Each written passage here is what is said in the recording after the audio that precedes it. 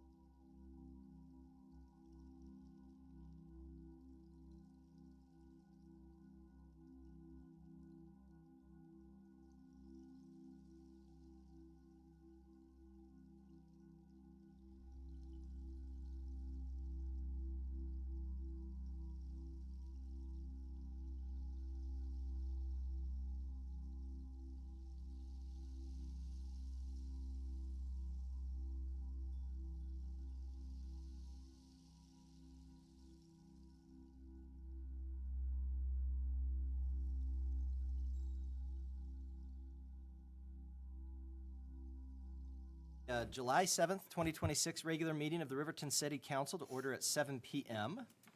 I will now lead us in the Pledge of Allegiance. If everyone could please rise and remove cover, after which Dale Adams will be coming up here and giving us an invocation. I pledge allegiance to the flag of the United States of America and to the republic for which it stands, one nation under God, indivisible, with liberty and justice for all.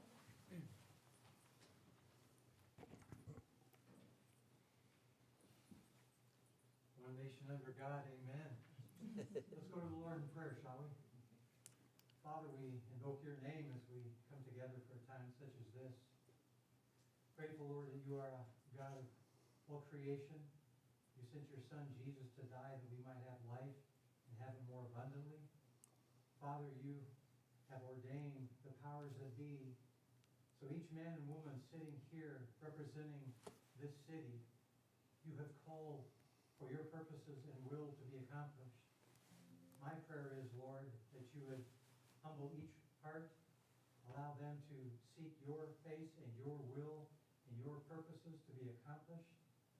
I pray, Father, for the strength that you give them day by day, the courage to make the right decisions, the ability to communicate what goes on in their hearts to the people. And Lord, in all of this, our desire as a nation truly is to honor you. So I pray the decisions that are made will be made for your glory and for your honor. Lord, as we face these trying days for these people who represent this city, I pray your blessing upon them, your watch care over them, and the wisdom they need in all things. And we thank you in Jesus' name. Amen. Amen.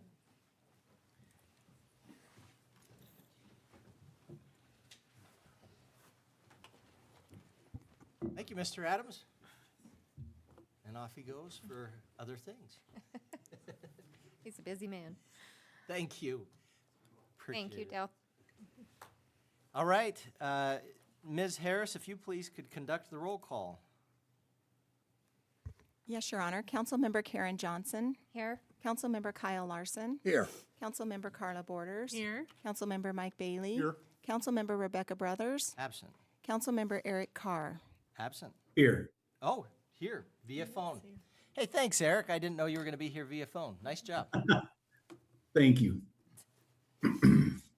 Mayor Tim Hancock. I am here. I declare we have a quorum. I'd entertain a motion to approve the agenda as presented. So moved. Second.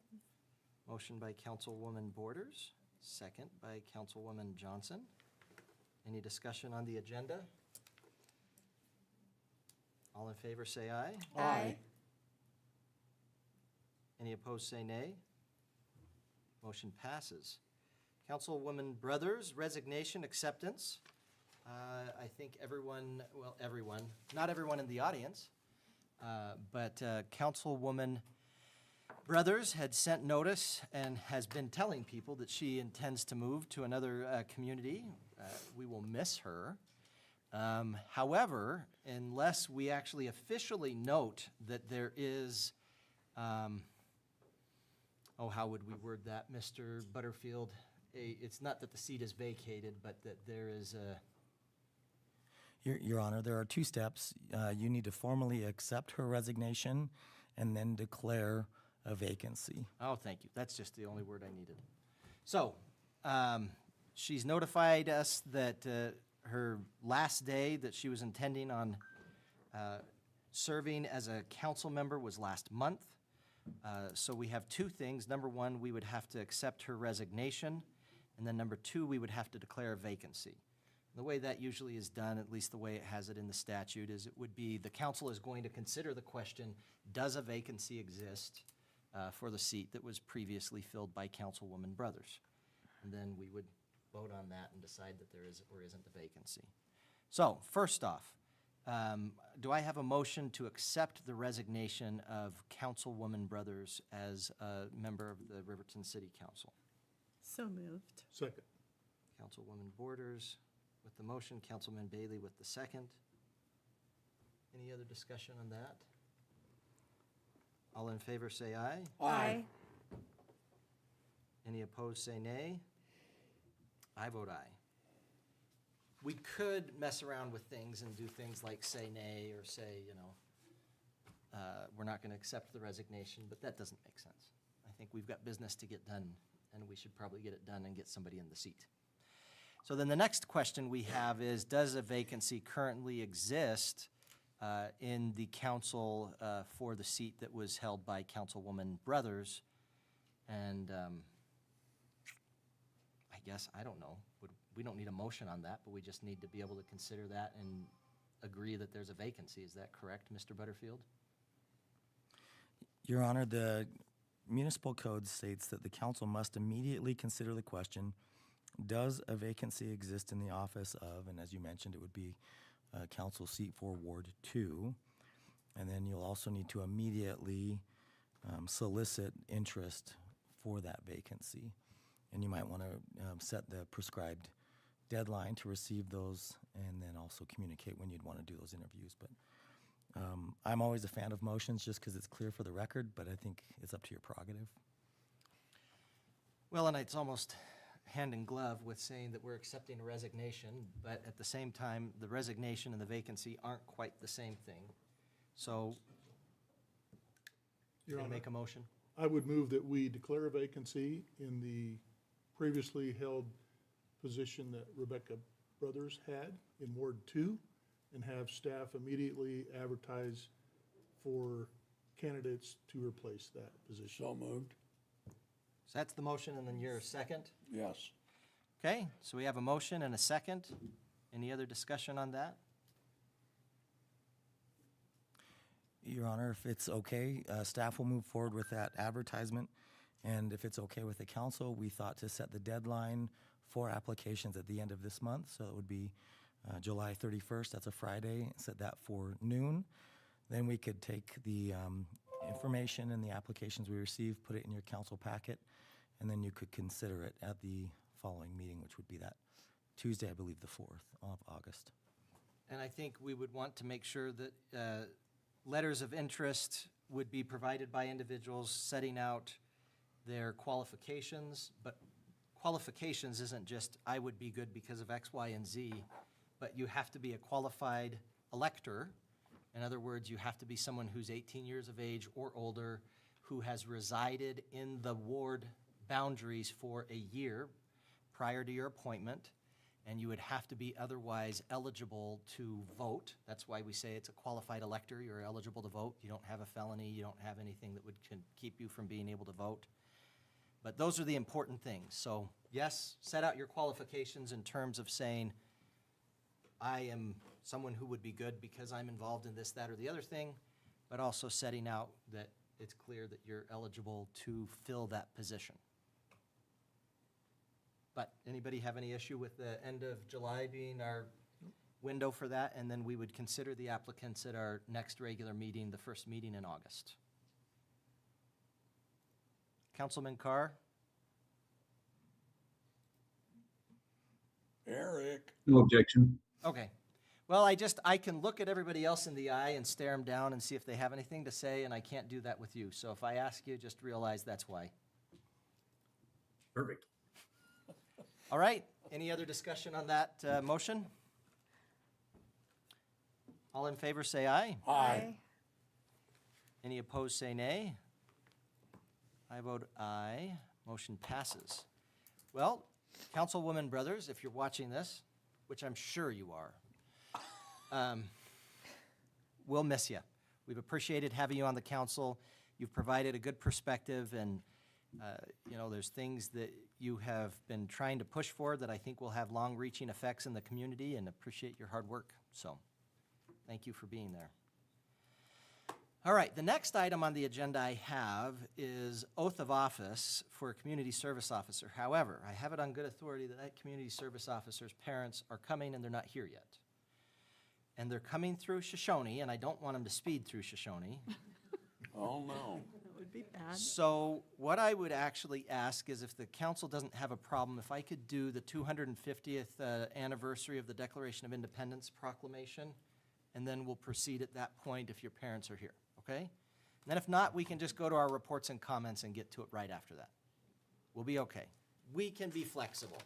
What about the little girl down there? That's the princess. They will be here when we do the reports. Oh, okay, That was my plan.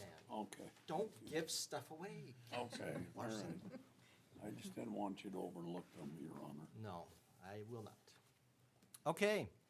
I have a proclamation. This is the same one that I read at the park on July 4th, but I'll read it again and we'll sign it, and this will be the one that we'll put in our official minutes and everything. So, whereas on July 4th, 1776, the Declaration of Independence was adopted announcing to the world the birth of a new nation, the United States of America, founded upon the principles of liberty, equality, self-government, and the unalienable rights of all people.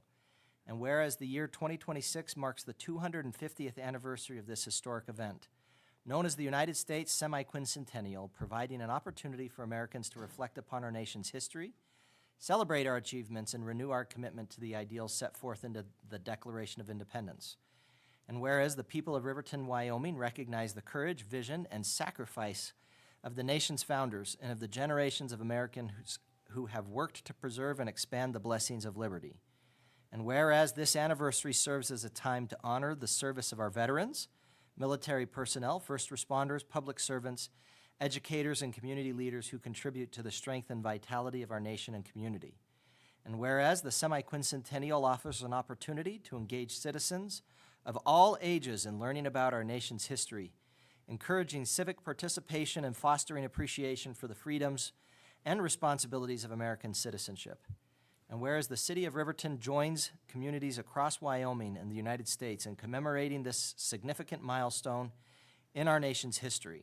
Now, therefore, I, Tim Hancock, Mayor of the city of Riverton, Wyoming, do hereby proclaim 2026 as the United States Semi-Quincentennial Year in the city of Riverton, and encourage all residents to participate in educational, historical, patriotic, and community activities that honor the 250th anniversary of the Declaration of Independence and celebrate the enduring principles upon which our nation was founded.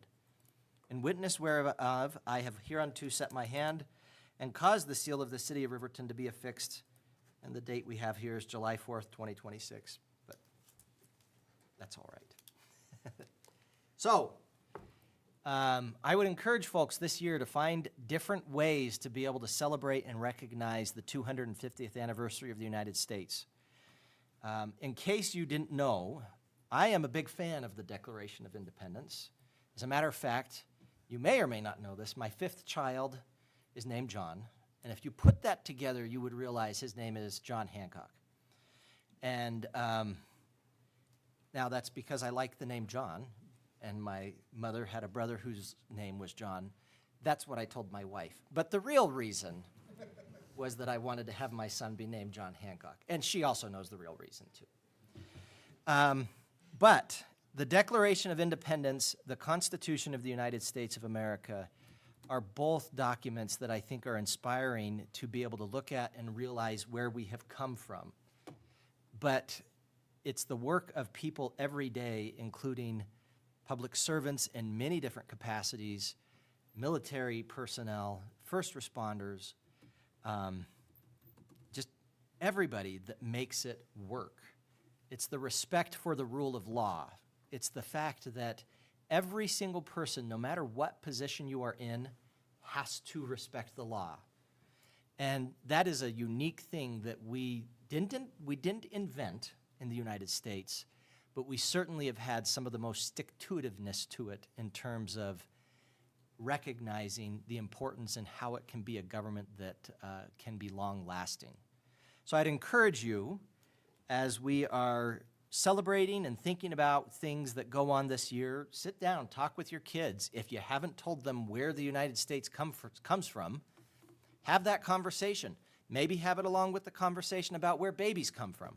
They could just kind of work together and educate our populace a lot better. But, so as we continue throughout this year, let's make sure we do things that celebrate the semi-quincentennial. And I really enjoyed being able to have a parade this year, and I certainly hope we have one next year too. All right, well, Billy, we can move on to the next one. How does that sound? We'll keep going. here's what we'll do. I want to introduce two young ladies who could come up right now if they are willing to. And they are Tinsley Dower and Peyton Westmoreland. And if we could just have you come up to the mic, and Tinsley, I know that mic is pretty high up there, but we could probably put it down for you. Want to try that out? See if we can, Peyton. There you go. And could you just tell me why you are wearing such a cool sash and what it took to get it? It took to get it. We went to a beauty pageant. Okay. And what did you have to do there?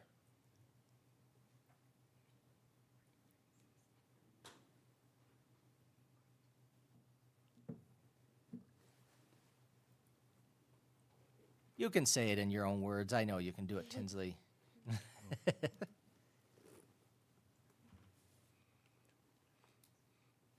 We were pretty dresses and made a lot of friends. That is cool. Okay, so what is your official title? Are you Petite Miss Wyoming? Is that what it says there? Yes. Okay. You did good work. I was just speaking about it, and I don't think we've ever had Petite Miss Wyoming and Teen Miss Wyoming in the same year from Riverton. And you're both from Riverton? Are you from Riverton? Okay, that's cool. Well, that's great. Thank you for being here. And did we take a couple of pictures? Good. All right, this is something that you can remember, and we definitely recognize you and celebrate you today, okay? Keep up the good work. Keep just being beautiful, because you are beautiful inside and out, kiddo. Tell us a little bit about what you had to do, Peyton. I had to talk about a lot of my platforms and what my community service I did for my town. What did you do for community service? I spread around seatbelt safety. I was in an unfortunate bus accident when I was younger, so I tried to put seatbelts in the buses. I also go around to different daycares to teach about child literacy and read them books and everything. That sounds really cool. Well, thank you for being here, and we're extremely impressed with you. So just so people know, we have Tinsley Dower, who is Petite Miss Wyoming, and we have Peyton Westmoreland, who is Teen Miss Wyoming. And I'm not going to forget Peyton's last name because her grandma happens to be a mom. I'm sorry. Sorry, Angela. Her mom happens to be one of our city employees, and she's awesome. And I see her driving around, and she's very dedicated to her job. So if you see Ms. Westmoreland driving around, definitely ask her about how Peyton's doing and congratulate her for Peyton. So, all right. Ladies, come on up here. Just shake hands with the council real quick. Come on. You can shake hands with Max first.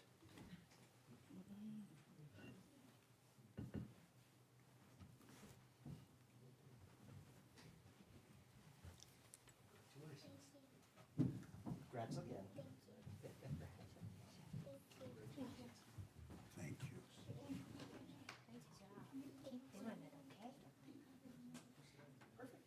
I will say James Pearson, who's Rebecca Pearson's son, is not going to be on the youth council, so they're probably going to be soliciting for some other members of the Riverton Youth Council. Be a good opportunity. Thank you.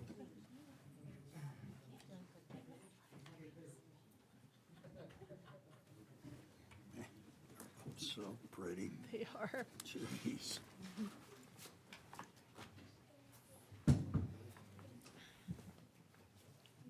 All right. Well, Thank you. thank you both for being here.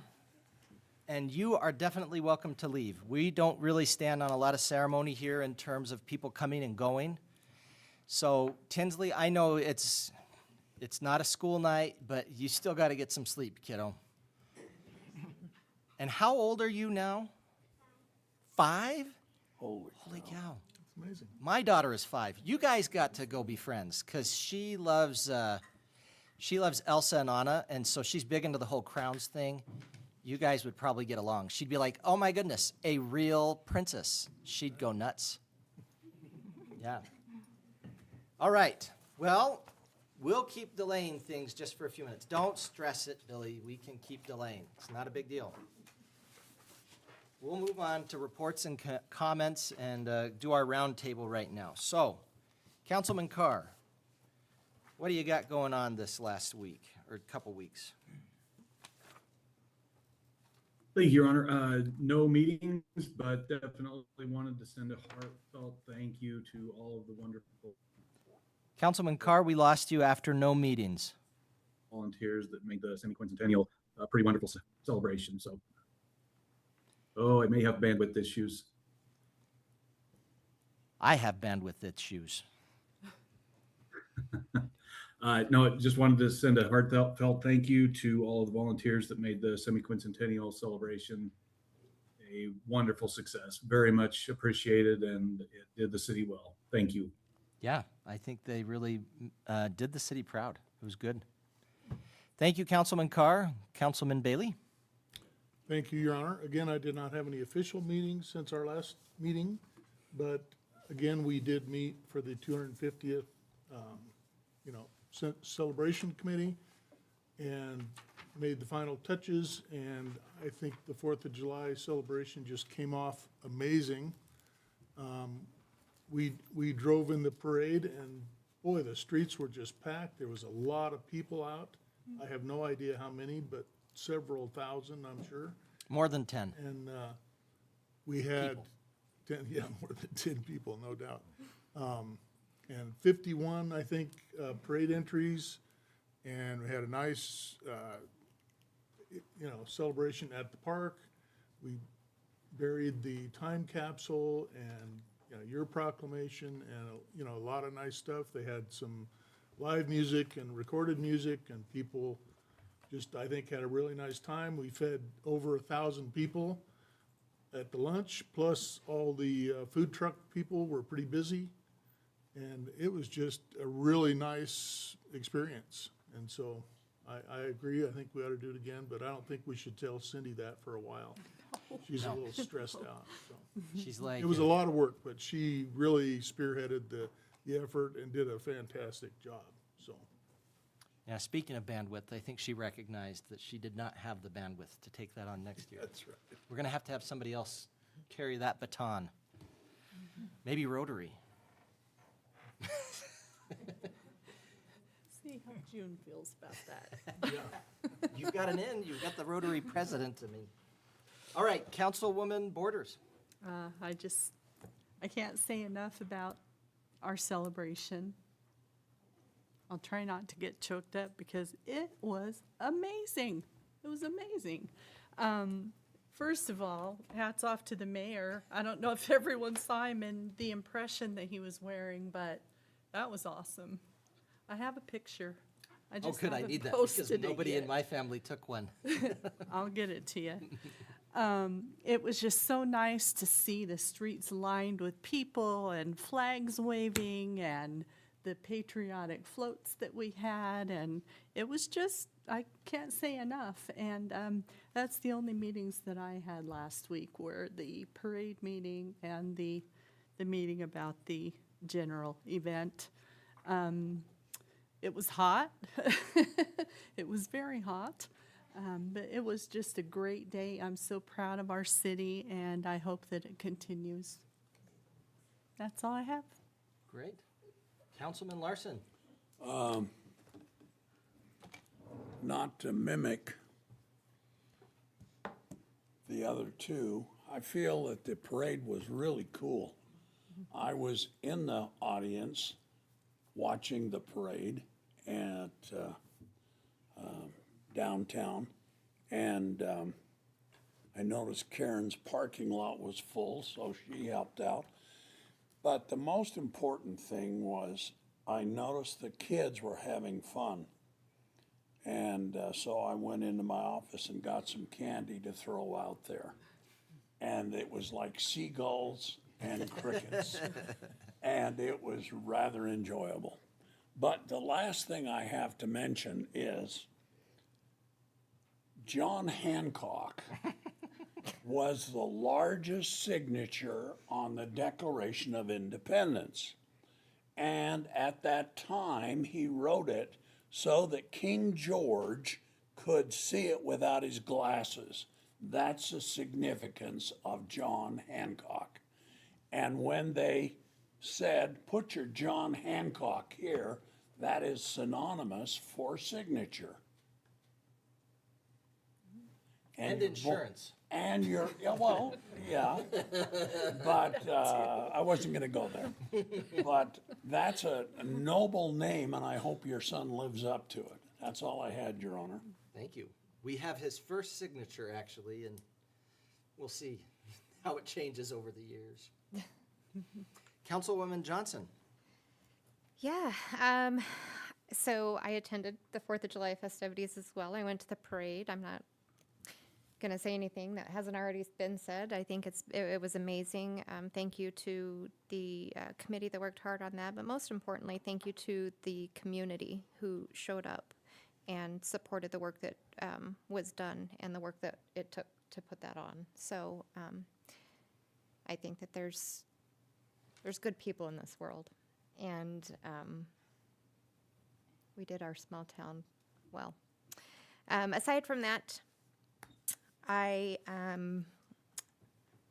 participated in 4 meetings since our last meeting, 2 of the special council meetings, and then 2 of the pause committee meetings. The first, just a little bit of an update there. The first meeting, we established some bylaws and some just general structure as to how it was going to operate. And the second meeting, we kind of dove into some data, and we've got a lot of work ahead of us, but we're hopeful that we can work through it. And that's all I think I'm going to report on this week. Okay. Thank you. Mr. Butterfield. Thank you, Your Honor. Without echoing everyone, I just want to say thank you as well. My kids had a blast. I had a blast this last weekend, so I'm proud of our community. I also want to make folks aware that the Chief of Police and his team and community members are again planning a national night out. That will be for August 4th from 4 to 7, and we're really grateful that they have made a tradition of that for our community. Want to let the council know as well that staff has been working to respond to a request for proposals from WHAM to host the 2028 Summer Convention. We need to submit our response to that RFP, and we're receiving a lot of help from our internal team, the chamber, and also the Visitors Council. So we hope that we'll be successful in that bid, and 2 years from now, we'll have a lot of folks come into town, and we'll put Riverton on display. There will be a Fix Our Road Citizen Committee meeting this upcoming Monday at 11 o'clock. There will also be a tree board meeting this upcoming Wednesday at 5 o'clock. We also want to make sure that the public is aware that there is a public meeting scheduled for Wednesday, the 15th, that's next week, at 5 o'clock. And the purpose for this public meeting is to discuss some funds that we're seeking to replace one of our wells in our water system. This well is currently located at Airport Hill near the terminal, and we want to relocate that well and take it out of service and put a new one in service because we think we can get better service by doing so. Paving for the Riverview Road project is expected to begin this week, specifically on Riverview moving west of the major intersection, and as construction progresses and weather dependent, we hope to have Major Hill see some paving next week. We definitely appreciate the patience of our community as they work around this construction zone, but I always love seeing construction zones because that means we're making our community better. So even though it's inconvenient, that road will be a benefit to our community for the next 20 to 30 years. So I'm really proud of the team for doing that and grateful to have a good contractor. I want to share my well wishes for Councilwoman Brothers. I know she's in Europe right now, so if she's watching, I should say she has better things to do. But she's been a wonderful member of the council, always supportive of staff, always supportive of her ward, and really supportive of the youth in our community. And so we will miss her. We appreciate her service and wish her well in the community she's going to be serving in the future, I'm sure. Finally, we end on some sad news. Former dispatcher Ann Metzler recently passed away. And we want to say thank you for her service and share our condolences to our team members that knew her well and worked alongside her, and then also her family. With that, Your Honor, I will stand for any questions. Thank you. Well, I would echo two things in particular. One about Dispatcher Metzler. Ann was always very professional, willing to step in where she was needed, and just someone that I enjoyed having the opportunity to get to know over the years. As a prosecutor, we sometimes get to know some of the dispatchers, but I was also the city prosecutor for many years, and so I'd be over there in dispatch getting paperwork and that kind of thing, and so would have an opportunity to visit with Ann occasionally, and she just was a special person, and she'll be missed. I would just say that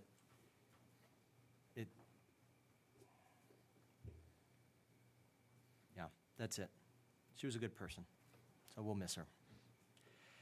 The parade was tremendous. I guess what I would encourage, that was paid for in part by Wind River Visitors Council TAD funding. I would encourage that we make sure that whatever we do or however we work out the Wind River Visitors Council TAD funding next year, if we keep doing what we've been doing, where we have a subcommittee that looks at it and considers those, that we include funding for a parade in our budget next year. Whether it's feeding people or whatever it needs to be that we do. It's also my understanding, I believe, they did not use all their funds. So I think that means that's going to be funds we're going to have to consider next year. So that's good news. However it works out, whether it's that the city that steps up and does it, or there's another organization that's willing to step up and do it, the parade was great. I already want to start thinking about what we do next year. So, Include a drone show, yeah, drone show. a would be laser lot. light and drone show. I actually, so one of the things I wanted to share in particular about that, I had an individual who came up and spoke to me after we had done the program, the initiating kind of program where we had done an invocation and had the proclamation and everything. And he came up and said that he was from sorry, not Casper. There's also an individual from Casper, New York. And he had moved back. He said he had previously lived in Lander, and actually when he had moved back, he was now living in Riverton. And he just wanted to compliment us that he's like, you know, not all parades still do things that way, or not all communities do things that way, where they open a program with a prayer, where they recognize veterans, where it's something where we aren't ashamed to say, hey, we're proud to be Americans, we're proud to recognize that there's a power greater than us out there in the universe.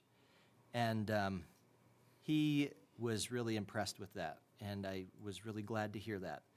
We did have another family that was from, I don't remember where they were from, Ohio or something, with their kids, and they came over here and they just loved it.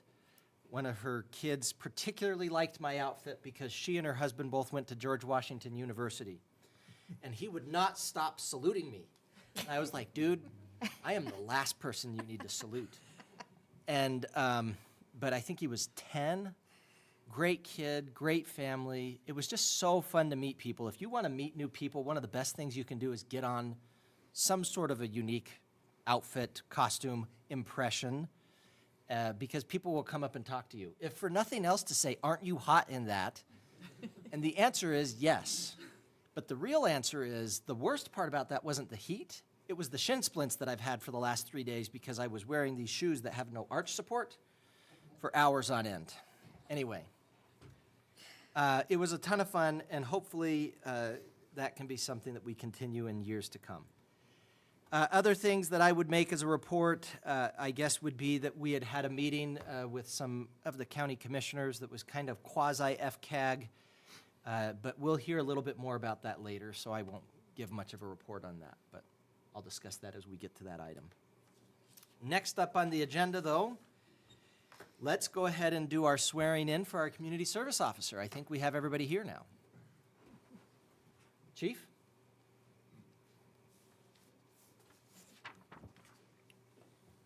Thank you, Mayor and Council. Tonight I'd like to introduce Billy Elkins, who is joining our police force.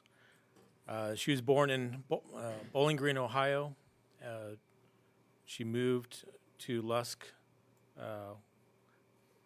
where she was raised by her mother, Kathy and David. She stayed in Lusk until she was 16, where she moved to Natrona County and graduated from Natrona County High School. She's a proud mother of 2 children, Andrea and Chase.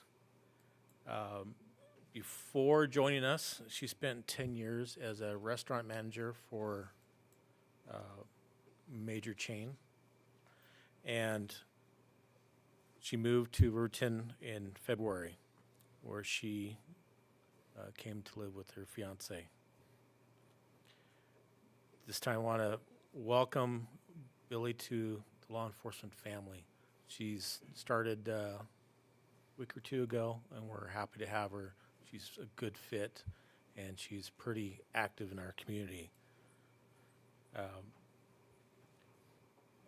She's our first female community service officer, and we're excited to have her on our team.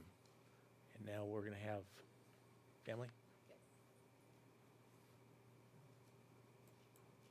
Dallin? Dallin's going to pin traditional badge on Billy, after which we'll do the oath. Dallin?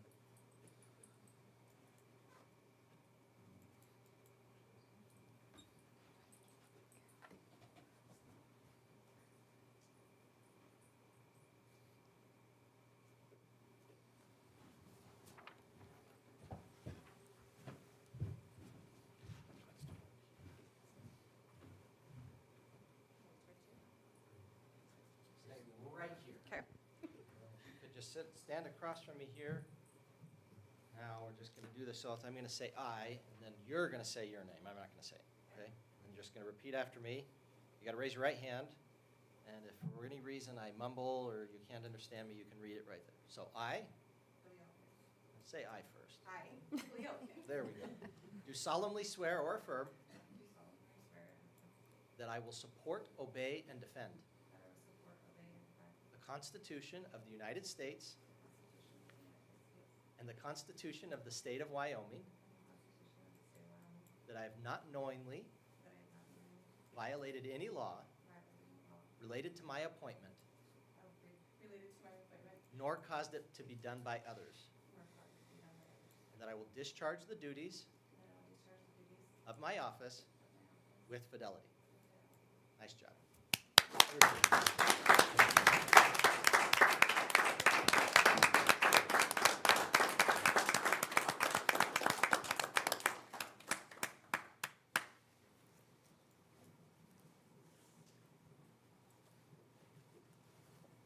All right, and then if you can, go ahead and shake hands with everyone. And then we have planned a 20-minute speech. Only 20? Welcome aboard. Congratulations. Thank you. Officially welcome.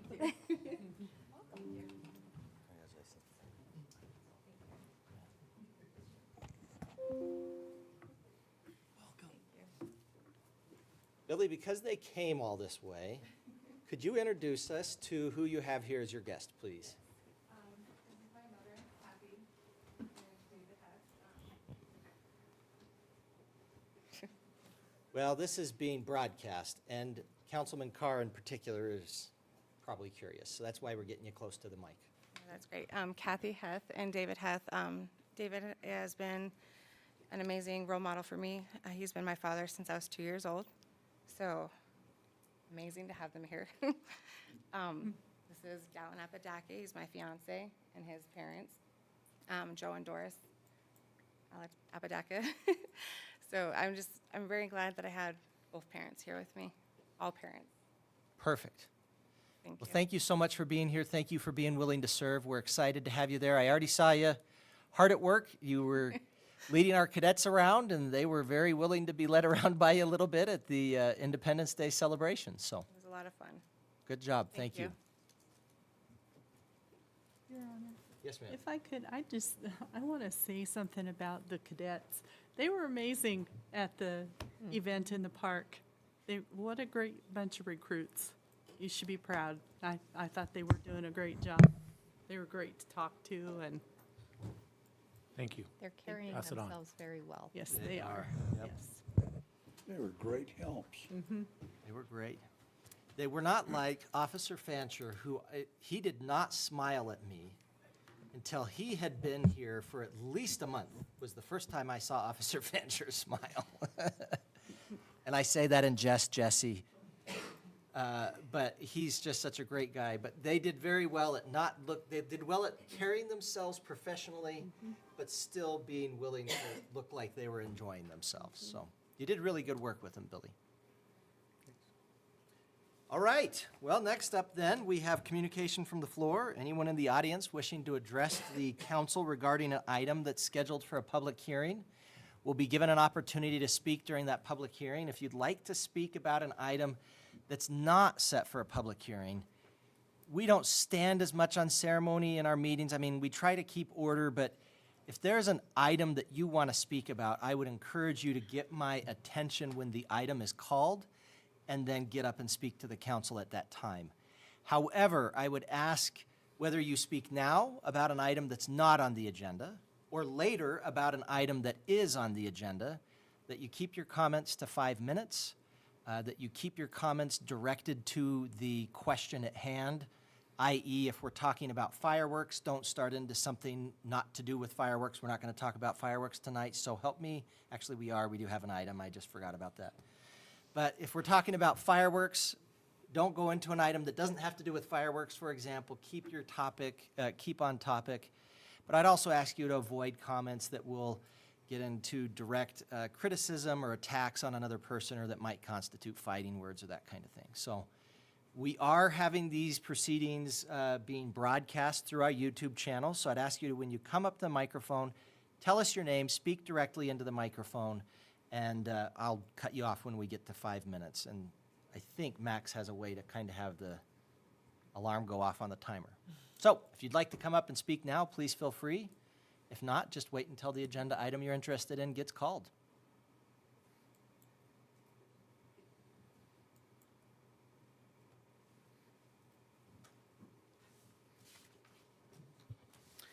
Thank you, Mayor, members of the council.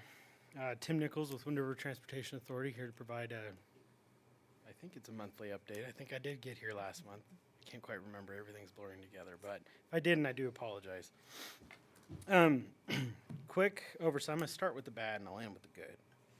Is that anybody who's read the paper, maybe, realized that there were some unexpected funding reductions across the state of Wyoming for transit programs under the 5311 program managed by WYDOT. I will say that WRTA weathered better than almost all of our colleagues, and that in part, well, I'll get to that in a minute, but as we do at WRTA, we approach all of these as an opportunity to improve, and we immediately collected the phone and dialed to WYDOT and asked them how we could help. So we are in contact almost daily with WYDOT to strategize on ways we can quickly overcome the shortage of $5.4 million, both short-term and long-term.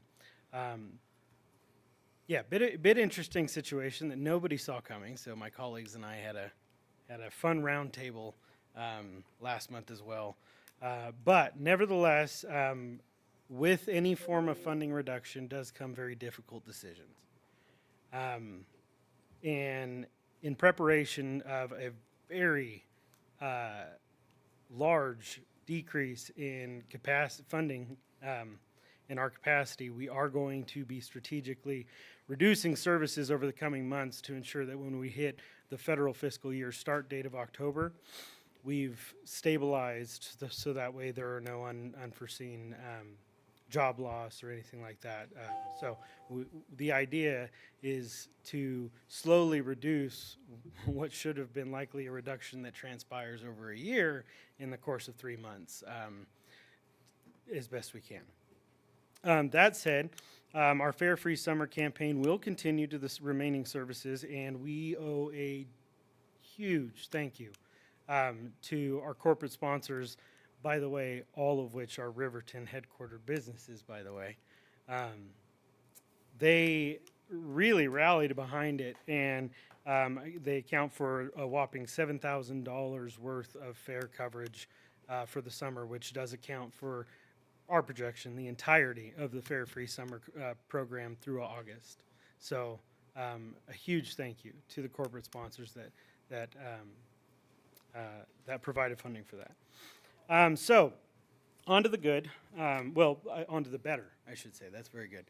We did attend, or WRTA staff and myself did attend the 2026 Y-Trans conference, where I did offer a very stern lecture to the board, which is our public association, for their lack of attentiveness to the situation, as well as YDOT. I felt there was some onus to be had with that board.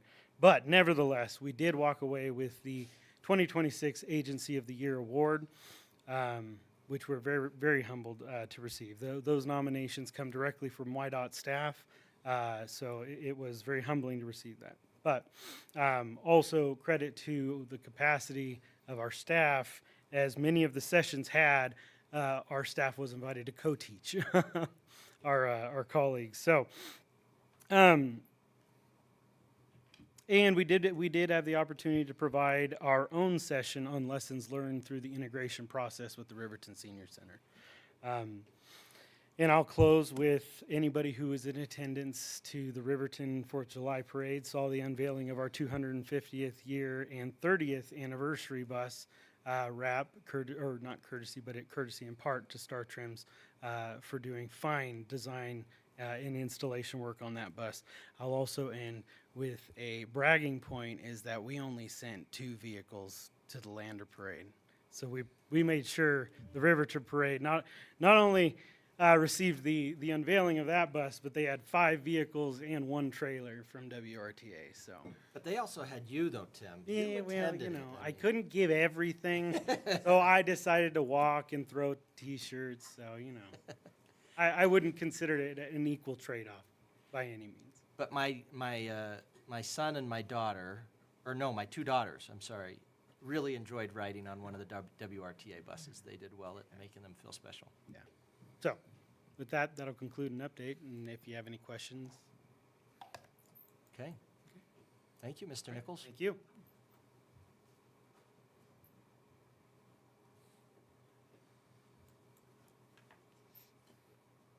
Okay. Let's do the consent agenda next. Administrative Services Director, Ms. Harris, could you please read the consent agenda items by title only? Yes, Your Honor. Minutes of the June 16th, 2026 regular council meeting. Minutes of the June 30th, 2026 special council meeting. Minutes of the July 1st, 2026 special council meeting. Minutes of the July 7th, 2026 Finance Committee meeting.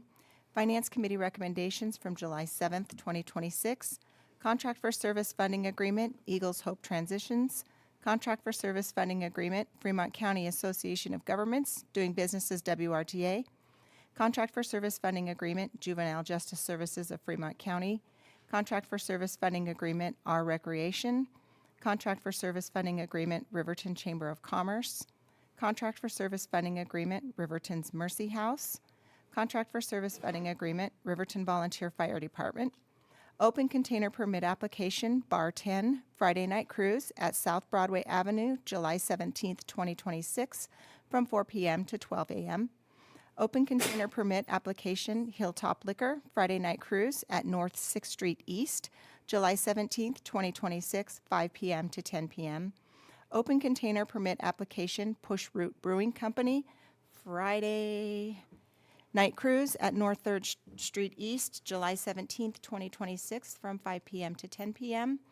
Open container permit application Bar 10, Balloon Glow at CWC, July 18th, 2026, from 4 p.m. to 12 a.m. Open container permit application Push Root Brewing Company, Balloon Glow at CWC, July 18th, 2026, from 5 p.m. to 10 p.m. All right. Let's see, who ended up chairing the Finance Committee? Mr. Bailey, could you tell us about the items approved in the Finance Committee? Thank you, Your Honor. Tonight, we met earlier on the Finance Committee meeting, and we approved a motion to put forward consideration of claims to be paid in the amount of $1,300,244.66, manual checks in the amount of $8,495.82, payroll and liabilities for 6/26 of 2026 in the amount of $495,902.78, for a grand total of $1,804,643.26. All right, I'd entertain a motion to approve the consent agenda as presented. Your Honor, I just wanted to point out on the June 30th meeting, in the final vote, my name was omitted, so I thought it was important that I mention that in the Okay. final roll call vote. Oh, that's a good point. Can we get that corrected, Ms. Harris? Absolutely. Apologies, Councilmember Borders. So I gather that your motion is to approve the consent agenda with that noted, Councilwoman That Borders? sounds good to me, Mayor. Do we have a second on that? Second by Councilman Bailey. Any other discussion?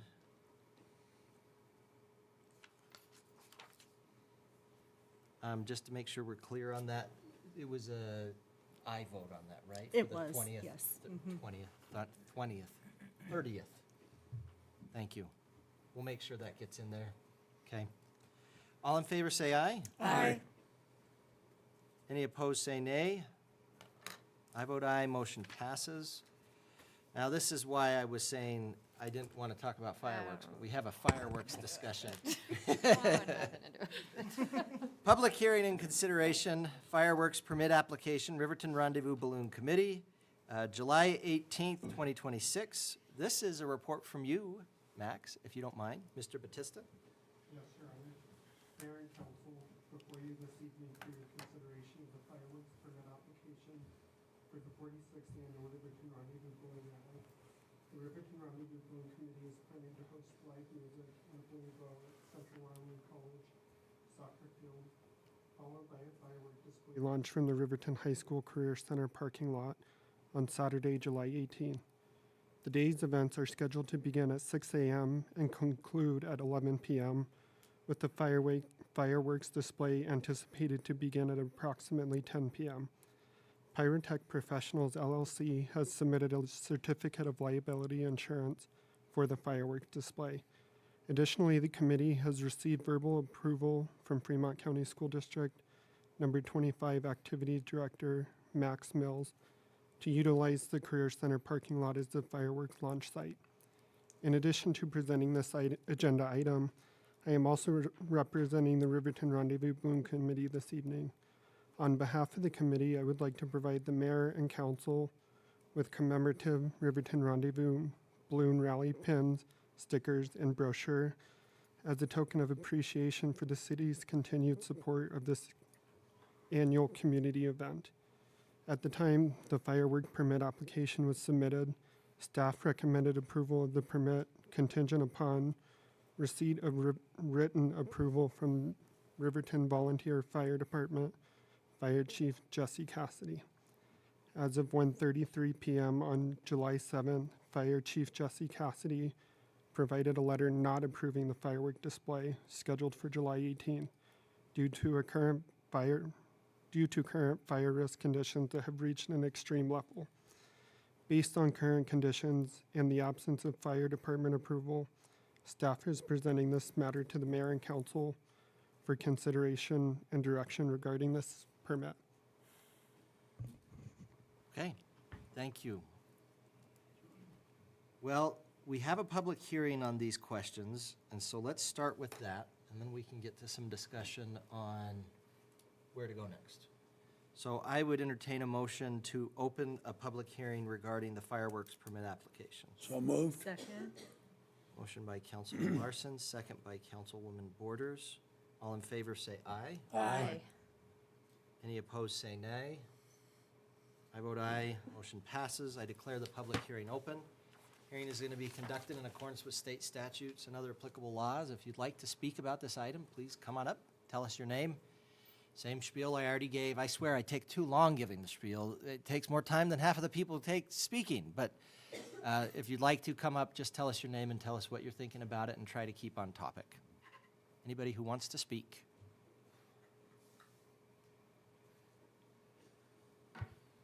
Ryan Present. I'm also on the balloon committee, and for the most part, I mean, I just wanted to make a couple of comments. You know, we may not have approval, but the majority of all that land is, you know, maintained land. It's not open fields. It's not like there's not a water source that is nearby. It also is, you know, right next to the training facility up there. So I understand why, you know, they wouldn't want to approve the permit, but it's not like it's, you know, Mike or Tim going and buying fireworks and blasting them off in Kyle's parking lot. You know, this is a professional company. They do it for a living. The committee is paying up to $10,000 just to do this event. It's a yearly event. I don't know of any fires or any incidences that we have ever had. You know, so I would ask that to be taken into consideration. You know, this year has definitely been a trying one as far as water and resources, but it's also been a great one. You know, we did have the 250, we had the event, you know, we had the parade, we had the party in the park, which, you know, is all great things.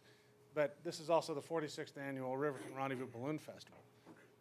You know, I mean, if we're going to ban, you know, fireworks, but yet allow a balloon glow where we have balloons sit there and they fire off their, you know, propane in their tanks and we light up the sky with, you know, big old fireballs, you know, I don't see the difference in lighting off fireworks. Like I said, I mean, most of that land is irrigated land. It's wet land. You know, it's in the high school parking lot. There's not a whole lot of danger that I could foresee. But again, I'm not a fire chief. You know, I'm a citizen and a volunteer of this community, and I think it's, you know, one of those things that we should allow to go on, only because, A, it is a professional company that is going to be doing this. You know, several weeks ago, we let the baseball league do it, and the conditions were even worse. You know, how much rain have we gotten since that point in time? You know, since we allowed the baseball team to do their fireworks show. So with that, I would appreciate it. You know, please allow us to do it. We think it's going to be a great event, and thank you for your time. Thank you. And Mr. Preston, just to clarify, Mr. Batista had kind of said, we're wanting some guidance from the city council. Is it your understanding then that the committee is still wanting to have this fireworks permit go forward? They're wanting to do fireworks? Yes, we do. Okay. I just wanted to clarify that so we could be clear. Thank you.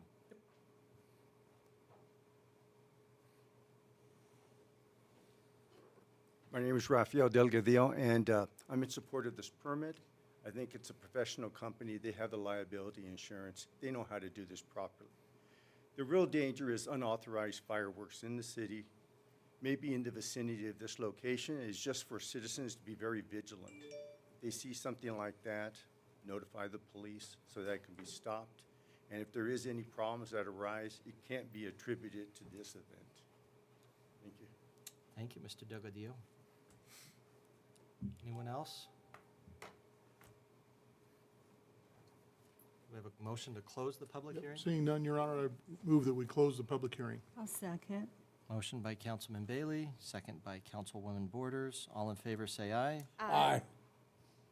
Any opposed, say nay. I vote aye. Motion passes. I declare the public hearing closed. Does anyone have any motions? Your Honor, I will move that we pass the permit for the fireworks on July 18th. Approve the permit for the July 18th? Okay. Fireworks, yes. Do we have a second? I'll second it. Second by Councilwoman Johnson. Discussion on this item. Your Honor, I had a question for Max or Ryan. Will the fire department still be on standby for this? even Honor, though they've said no? Councilmember Borders, I am not sure. I have not gotten that far with Fire Chief Cassidy. Okay, thank you. Any other discussion? No discussion other than it puts us in a crappy situation. I'll just be real honest about it. You know, if we can't celebrate 250 years, now we're looking at celebrating balloons, which is a huge part of the community. One of us is gonna take some lumps out of it. Well, and it's hard, you know, I really appreciated the fire chief advocating for safety in the community, and I really appreciate that Chief Cassidy does that. I don't want to take anything away from it, and I don't want to take anything away from the fact that I want to listen to what he has to say, right? I do agree, though, to a certain extent, I think with Mr. Preston, there is a little bit of a difference, you know, between a free-for-all, where, you know, I don't really appreciate suggesting that Mike and I are not professional fireworks lighter offers. I don't even. Lighter offers. Pyrotechnicians. Pyrotechnicians. Yeah, so, but I will accept that that's what you think, Mr. Preston. But there is a big difference. We had discussed when we were really struggling with the fireworks ban for the 4th, the fact, and I think I appreciate that you brought it up also, Mr. Preston, that this is irrigated land that we're talking about, and we're in town. There's also, I think, a big difference between one show versus multiple shows, which is what we were going to get with the Little League when we were discussing doing that, which would be as many people as go down there and want to light off fireworks are doing it. So I understand and respect Chief Cassidy. I understand that his concerns. I do think, though, to a certain extent, it's different when you've got a professional fireworks company and they're needing to be insured. We're wanting to make sure things are done right. We can take the steps necessary. So it's a hard decision. Your Honor. Yes, sir. He did say CWC, right? No, the high school. The high school parking lot. That is not a populated area. There's My not house a is right burnable, there. burnable. There's a field west of it, okay? And north and south is vacant. I mean, it's as sterile an area as it could be. Secondly, the professional people know what they're doing. If there's gonna be some catastrophic event, they're gonna cancel it because they can't afford it. Let's let the professionals be professionals. I say it's a little redemption. And the other thing, too, as I'm thinking about this, we have a balloon meister that, for example, always does very well every year before balloons will launch, and they're looking at conditions, and that's going to be the wind conditions, that's going to be how dry it is, that's going to be everything going on before they launch a balloon. So getting to the point of, you know, we do this and we have balloons doing it, you know, they're setting off their propane and that kind of thing into the air. And I think the balloon meister, the folks that are doing the show, if they see that conditions are adverse, if there's too much wind, if they think that there's going to be a situation where it's not going to be able to be done safely, they need to make that call. Just on a side note, and all joking aside, taking Mr. Cassidy's suggestions seriously, maybe even reaching out to homes in that area to make sure that their lawns are wetted down and their roofs have been wetted down too, just to take extra precautions. Well, that's an interesting thing too, because we advertise, you know, every time we have the cannon go off. And I might have people come and complain to me about the cannon after the cannon goes off when we have, you know, football games. But when the meeting is there, nobody comes and says, hey, I have a problem with the cannon. And I think you're right. the notice kind of is the fact that we have it here, and this is a meeting where people could come and discuss it. But I do think it's not a bad idea to try to, we have the text MyGov that we could send out a notice on that just lets people know there's going to be a fireworks show on this date if it's approved. And, you know, just be aware. And the pyro, whatever company, they're assuming full responsibility? I believe they are, yes, council member. I mean, we require them to be insured in order to be doing shows. Yes. Okay. Mr. Bailey? Your Honor. Oh, Councilman Carr, go ahead. Sorry for the interruption. I just wanted to bring up, I do agree that this is a much different situation than commercial grade fireworks in the hands of private citizens. However, I do have concern about the helipad for the hospital and the potential for at least issuing a NOTAM, notice of air emissions notification. I don't know how long those take, but the FAA typically controls that airspace very tightly. So if we're launching from the high school, which is less than 750 feet away, that could be a potential real concern. For anybody that didn't hear Councilman Carr, and I don't know what's going on, but we can't hear you very well, Councilman. I was able to hear you. What Councilman Carr had expressed concern of is that where these would be launched is not too far away from the helipad at the Sage West Hospital, and just ensuring that you said it's a NOVAM? NOTAM. NOTAM. NOTAM. NATAM. Ensuring that we're properly noticing and making sure that we're doing things right via the FAA because of the helipad there.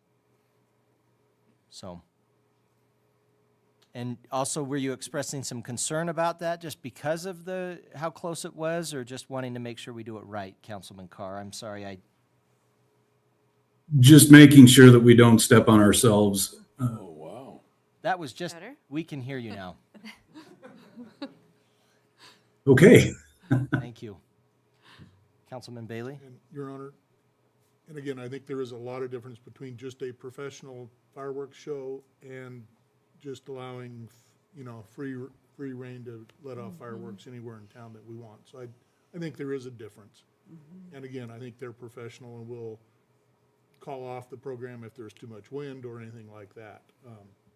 And I guess I'd also like to compliment the citizens of the city of Riverton, because on 4th of July, we had people telling us that if we approved them, that people were going to do it anyway and all that kind of stuff. And I think we had very little really fireworks going off in town. There were some, but it sure was not rampant by any means. And so I appreciate people, Following the law? adhering to the rules that are set out there and, being more careful.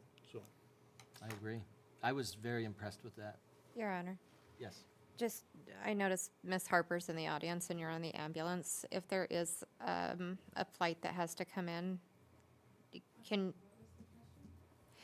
regarding Councilman Carr's concerns with the helipad across from the Career Center, in the event that there is the need for a helicopter, can you shed any light on if?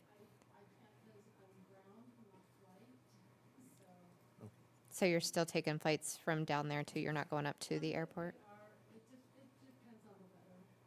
Sometimes we transport them up to the airport, but there has been some voters coming in to the hospital. Okay. Mr. Preston, you looked like you knew something.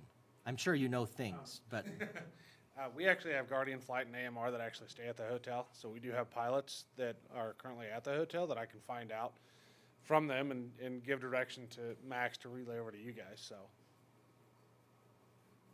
Your Honor, Mr. Bailey? I think Bruce and the crew up at the airport would know how to file a NOTAM also, which is something they do regularly if there's other activities going on in the area. So I think they can file a NOTAM, which notifies all the air traffic during that day that there will be a fireworks show going on from X time to X time. So, Okay. Any other discussion? All right. We ready to vote then? Call for the vote. All in favor, say aye. Aye. Any opposed, say nay. I vote aye. Motion passes. Councilman Carr, I don't ever mean to put people on the spot, but I think I had registered you as an aye vote. Is that correct? That's correct, Your Honor. Thank you. Okay. So we don't have the same issue. No, we do not. All right, thank you, and thank you for presenting and coming and speaking to us, Mr. Preston and Mr. Batista. Your Honor, Yes, ma'am. I'd like to move that we take a break, please. Sounds good. I was just thinking that same thing myself. We're at 8:11. We're going to go ahead and take a 9-minute recess, and we'll come back at 8:20. We will be in recess.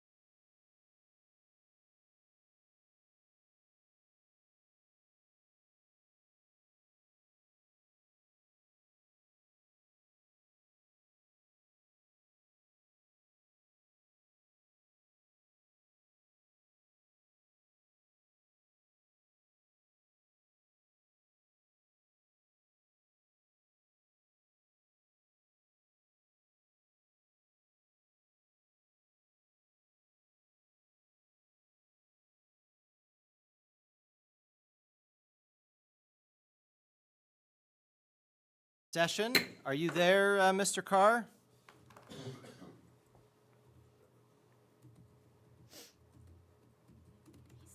Yes. Okay. Oh. I know how it is when you got to find the unmute button. Yes. We're at 8:20. That's We're exactly- back in session here. Next up on the agenda, we have consideration of Resolution 1561, Emerging Contaminant Grant Application. If you could tell us about that item, please. Thank you, Your Honor. Mr. Toman, to be clear. Thank you, Your Honor. Resolution 1561 authorizes the city to apply to the Wyoming State Loan Investment Board, or SLIB Board, for a state revolving fund, SRF fund, to replace Airport Number 2 water well. Not only is this necessary for proposed future expansion of the terminal building, if it's pursued, but testing of the well of new and emerging compounds by the EPA is triggered at the EPA trigger level has allowed Riverton to qualify for this SRF loan. This will be a 100% principal forgiveness loan, meaning the project can be effectively funded without repayment of the loan principal. The proposed project will include engineering site selection of a new well, design of the well, and that'll be about $500,000. Construction of a new well, including drilling, testing, pumping, the pump itself, the well house, disinfection equipment, backup power, security fencing, SCADA controls, and then abandonment or repurposing of the existing well, which is approximately $3 million. And the city has also been pre-approved for the loan. It's called a loan, but it is in essence a grant. We must submit the application by August 5th, and then it'll be to be considered at the December 3rd SLIB meeting. So there will be a public meeting on this project as well. That's required by the loan itself. This public meeting will be held here in the council chambers next Wednesday, July 15th, not tomorrow, but a week from tomorrow at 5 p.m. The purpose of the meeting is to allow citizens to review and comment on the City of Riverton well replacement project. Primary financial, so the financial consideration of this project is not the project itself because it's 100% principal forgiveness, but it's managing cash flow during construction of the project. This will take place shortly after the proposed West Main Street Waterline project. Staff believes the project is financially feasible, and then 100% principal forgiveness will significantly reduce the long-term financial burden on the city as well. Thank you, Your Honor. Thank you. Let's start with reading the resolution by title only. If you could do that for us, Ms. Harris. Yes, Your Honor. Resolution number 1561, a resolution authorizing the submission of an application to the State Loan and Investment Board for a loan through the State Revolving Fund on behalf of the governing body for the city of Riverton, Wyoming. I'd entertain a motion to adopt Resolution 1561. So moved. Second? Motion by Councilman Bailey, second by Councilwoman Borders. Any discussion? Your Honor, Yes, sir. what well are we replacing and whereabouts is it? Your Honor, the well in question, the one that we'll replace, is right next to the terminal building. It's about 50 feet directly. It's at the airport. Correct, west of the terminal building, or east. And I'm what's sorry. its problem? At this point in time, Your Honor, there was one test that came back positive for emerging contaminants. That test was followed up, so that was in May. It was at the trigger level for emerging contaminants, not at the maximum exceedance level. So once what that's been put out in the actual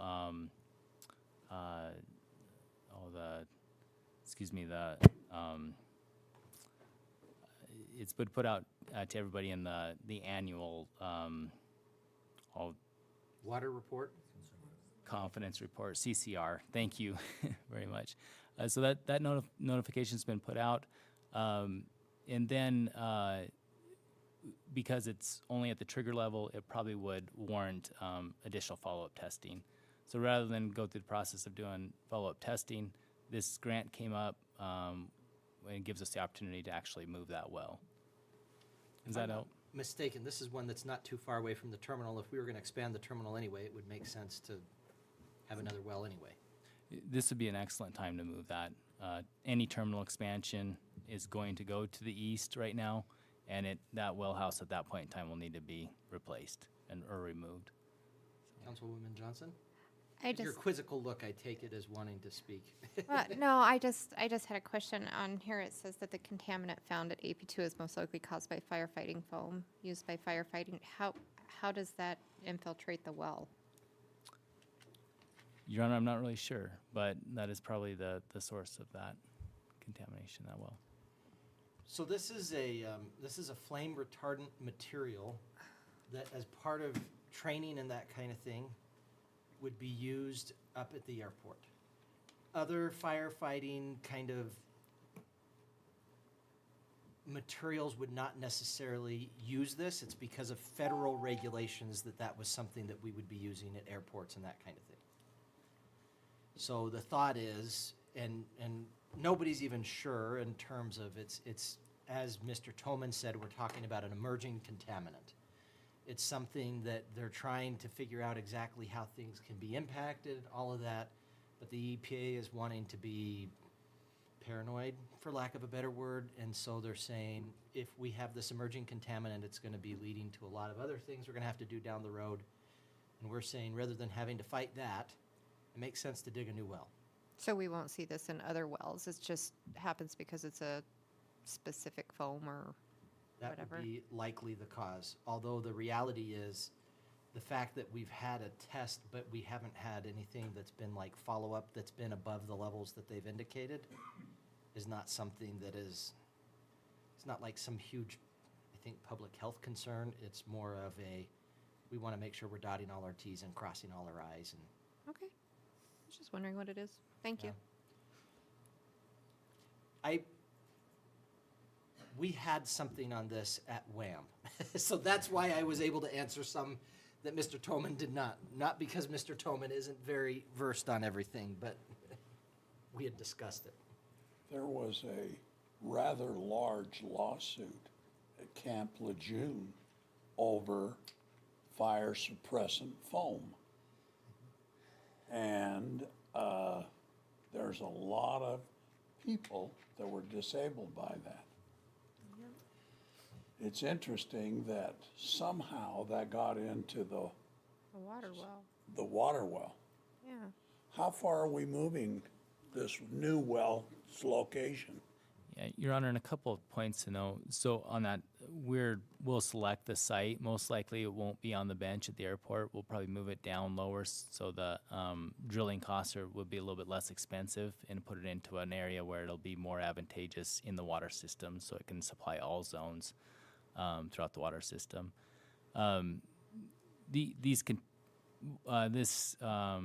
What is called a PFOS chemical, it just was detected at the trigger limit for the EPA. So most likely what they actually asked for then is follow-up testing at that point. It's not the maximum exceedance level or anything like that. When it was discovered in May, the well's been shut down. We don't typically use the wells in the summer anyway. So the well will stay that way, and then when we put in the new well, then it'll come back online. There's 14 wells in the city of Riverton. So these are measured at parts per trillion.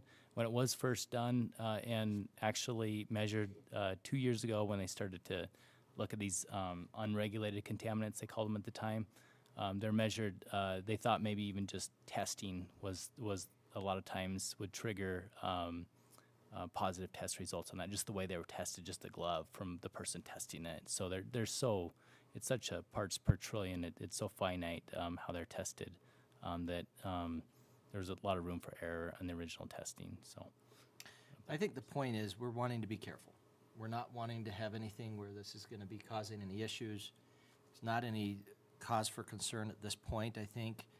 And to make sure that it's not a cause for concern, it's like, let's move the well. It's an expensive move. It's an expensive move. And we're hopeful that it will be something that we can get paid for by the state, which is the whole purpose of the resolution. Okay, any other discussion? Good questions, good discussion. Thank you, Mr. Toman, and I didn't mean to steal your thunder. thank you, appreciate it. All in favor, say aye. Aye. Any opposed, say nay. I vote aye, motion passes. Amended memorandum of agreement, optional 3/4 cent sales and use tax. I had a report in here from you on this, Mr. Butterfield, but if you don't mind, I'll just kind of bring it up if that's all right. Yeah, if you don't mind, but in your report, would you also mention that the county approved this today as well? Yes, and I was made aware of that, so that's good. The point is, we just recently, if you recall, had approved the MOA, which was regarding the use of the 3/4 cent sales tax if it passes during our next primary election, which, by the way, primary election is coming up in August. In case you guys didn't know, primary election is coming up, what is it, August 18th? 18th. Primary election is August 18th. I'm going to do like the radio does, where they say it like 3 times. Primary election is August 18th. So, primary election is coming up on August 18th, and in order to prepare for that and to have all of us on the same page in terms of if we can get that passed, how the 3/4 cent sales tax would proceed, where the funding will go, what the agreement is towards it. We had been the first ones who stepped up and said, hey, we'll approve the MOA, leading the charge. Afterwards, it went to Lander, and then it went to the county. It went to Shoshone. Shoshone didn't pass it, if I recall correctly. But You didn't vote.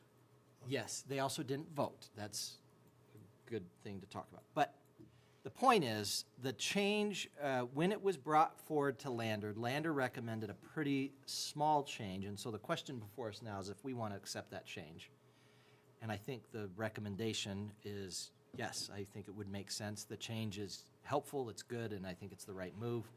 Paragraph 8.1 will say, annually, the service providers for emergency medical services, commercial air service, and ground transportation shall report to the parties during a public meeting, which I think is a very meaningful, helpful thing that I think is appropriate, adds to transparency, and adds to voters knowing what's going on as well as the parties.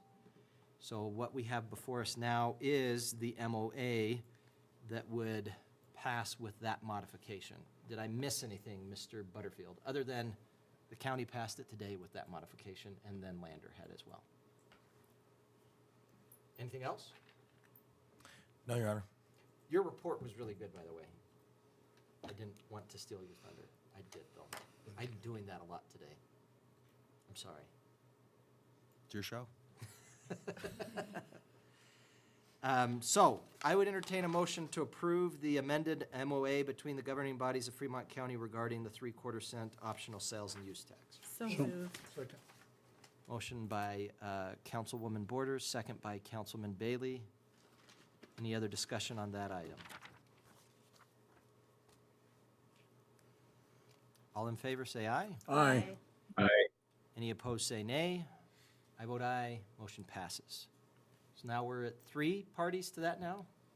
County, Riverton, Lander. RASIC, Regional Ambulance Service Evaluation Committee presentation. Mr. Butterfield, I'll let you talk about this one. How's that sound? Thank you, Your Honor, and I'll defer to Mr. Pryor. You have a group of individuals in the audience today that have put a lot of work towards the question of how to improve and sustain the ambulance service we have throughout the county. This group presented its final report to FCAG just last week, if memory serves me, and we wanted to make sure that you as a council can receive the most up-to-date information. And so we'll defer to Mr. Pryor and give him opportunity to present the hard work and some of the options and solutions that this committee is bringing forward. And Mr. Pryor, you're the vice chair, is that correct? And so the chair just decided to slough this off on you today. No, not at all, Mr. Chairman. After this is all, or Mr. Mayor, this will all, at the end of this, I will step aside and allow you to sling whatever curveball questions you want at the chairman. So the vice chairman gets to throw these to you. I'll get a clicker. That'd be all right. Yeah, of course.